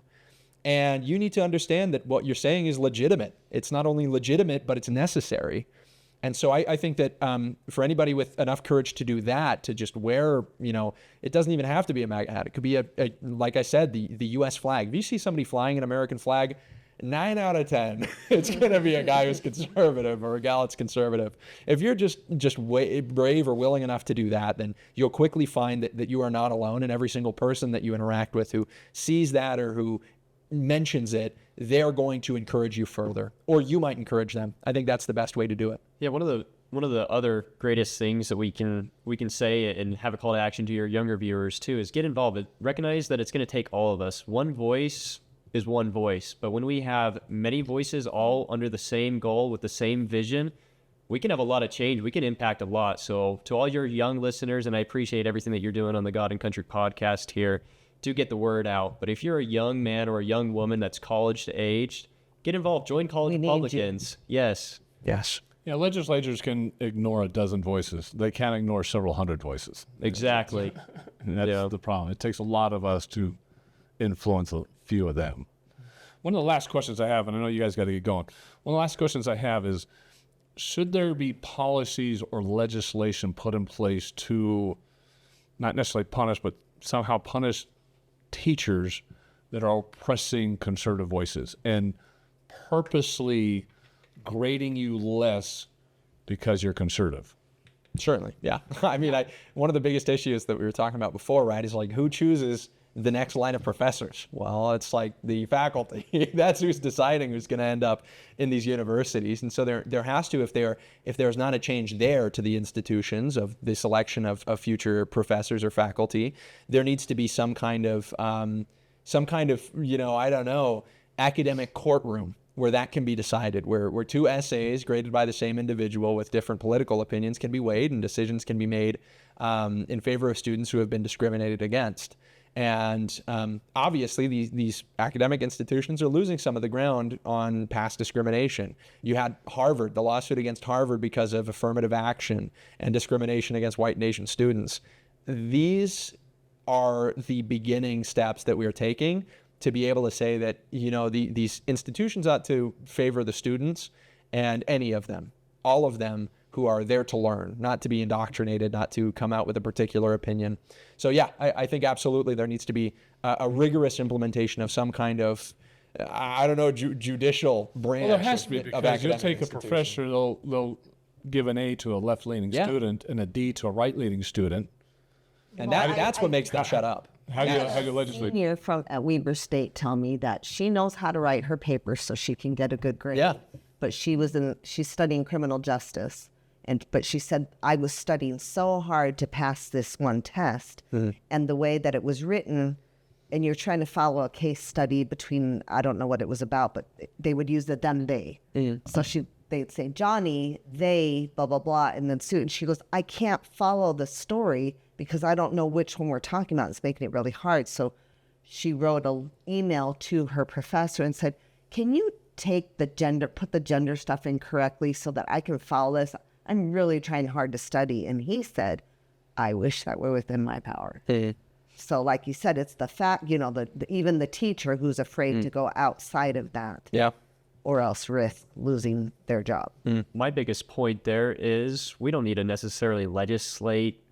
Everyone's going to hold their biases, right? We need conservative teachers and professors. Bottom line, that's what's going to change the actual the sentiment of these things. So I think that would be the biggest thing, is just actually incentivizing conservatives to find professions in the education field. That's a good point. At the very beginning of this, before we even started this podcast, we were talking about how, university is it's a secular school, but there's a faith-based school down called BYU that's having some severe problems where they got some very, very woke teachers on there, and the church itself is literally afraid to fire teachers that are very, very, very anti-Christian. Yeah, no, it's a big problem. I think that the issue is, it's like, in an effort to be bipartisan, somehow they've ended up way more partisan. There's been, and that's almost always how it ends up. If kind of right-wing people say, and that's always how it is, if you have a right-wing professor, your professor is not indoctrinating you to be right-wing. He's probably just like a free speech absolutist. He's probably just like, we're going to allow anybody to say whatever in this class. That's usually the extent of like the far-right opinion that the professor has, or the conservative opinion that he's impressing on you. But yeah, I think there has to be a standard, and that standard needs to be applied. You cannot stay your hand from, applying penalties to professors. And at certain points, you are going to need to let people go, because there is just simply, this has gone on for too long, and people will take a lack of action for permission. That's how it is with kids. Yes. That is all. Giving them permission. Yeah, That's exactly what's happening. If you are not willing to do anything about it, they see it as their go-ahead. And that becomes dangerous, especially at institutions like BYU, because it's subversive. Because sure, it's a religious institution, and so everybody thinks it's going to be more conservative, more traditional. But just like in Utah, you're going to have these Democrat politicians who run as Republicans. You're going to have very liberal, very progressive professors that don't even necessarily profess the same ideals about faith that BYU expects. And you're going to have them influence the culture of BYU in a negative way, unless those standards that already exist, by the way, in the honor code and otherwise, strictly. That is one of my biggest issues. It's like, why have an honor code? It's like, if you're not going to actually enforce these things, like we said before, you've just got a piece of paper. They're trying to enforce amongst the students, but they're not enforcing it amongst the professors. Exactly. And that's the problem. And what do you think is downstream from which? You think the professors are influenced more by the students or the students by the professors? Like, let's be serious. Any other final comments before we end for the day? Any final comments? I'll just say I appreciate everything that you guys are doing to get the word out, and I appreciate you for having the youth voices on. I would issue a call to action to every young person to get involved, to learn about who your local politicians are, what policies they're working on, and then join networks like ours, and listen to shows like this. And I'll end with making sure to like and subscribe and hit the bell, right? Hit the So, Yeah, I'll echo what Riley said. I think it is very important that we finally take action. This is like our future at stake here, and I think that it is now our time to finally step up and like actually do something about it and get involved, like work on local campaigns, go to city council meetings like how I did when I was 14. Like, just show up where you can, go to things, attend, be present, know your local leaders, because that's honestly how you can make the most impact, is like knowing city council and your mayor and things like that. understanding they work for you. Yeah, exactly. And so being present at those things and being present at events and asking questions, and I think that's really how you can like really make a big positive impact. And so, yeah, I just encourage people to do that, encourage them to be politically and civically involved, whatever capacity allows you to, because I know people work, I know people are busy, but just taking some time to just even listen to podcasts like this, just really, showing up in your community, being involved. Yeah, I just want to say thank you again for having us out here. It's very exciting, and thank you for fighting for God and for country. And I think that's, for us, one of the most important things, is putting God back in the national conversation the way that Charlie did, and understand that, you can be loving and have all the opinions you have and legislate them and legislate morality. You can do all of those things without hating people. Don't let other people gaslight you. Don't let them tell you who you are. You're a child of God no matter what. I speak to literally everybody watching this. They're all children of God, and if you truly care for your country, you have to be willing to fight for it. Ingrid, any final comments? Nope, we've got some great people coming up on the podcast, and we will put the information so we can collaborate with these youth so you can have a contact with them. Great. So again, look forward to future podcasts. So again, week after Thanksgiving, we will have Border Patrol in here. They're flying up from El Paso. A few weeks after that, we will have ICE coming in. We do have Senator Mike Lee trying to get us on his schedule, so that's coming on, as well as Congressman Mike Kennedy is also trying to get us on his schedule. So a lot of great things coming up in the God and Country podcast. So like everybody said, like, subscribe, share us. Please listen again to the full podcast. Don't just listen the first 5 minutes. We have a lot of information in these podcasts, so listen to the full thing, even though it takes you maybe a few days. This is God and Country, and we'll see you guys on the next video.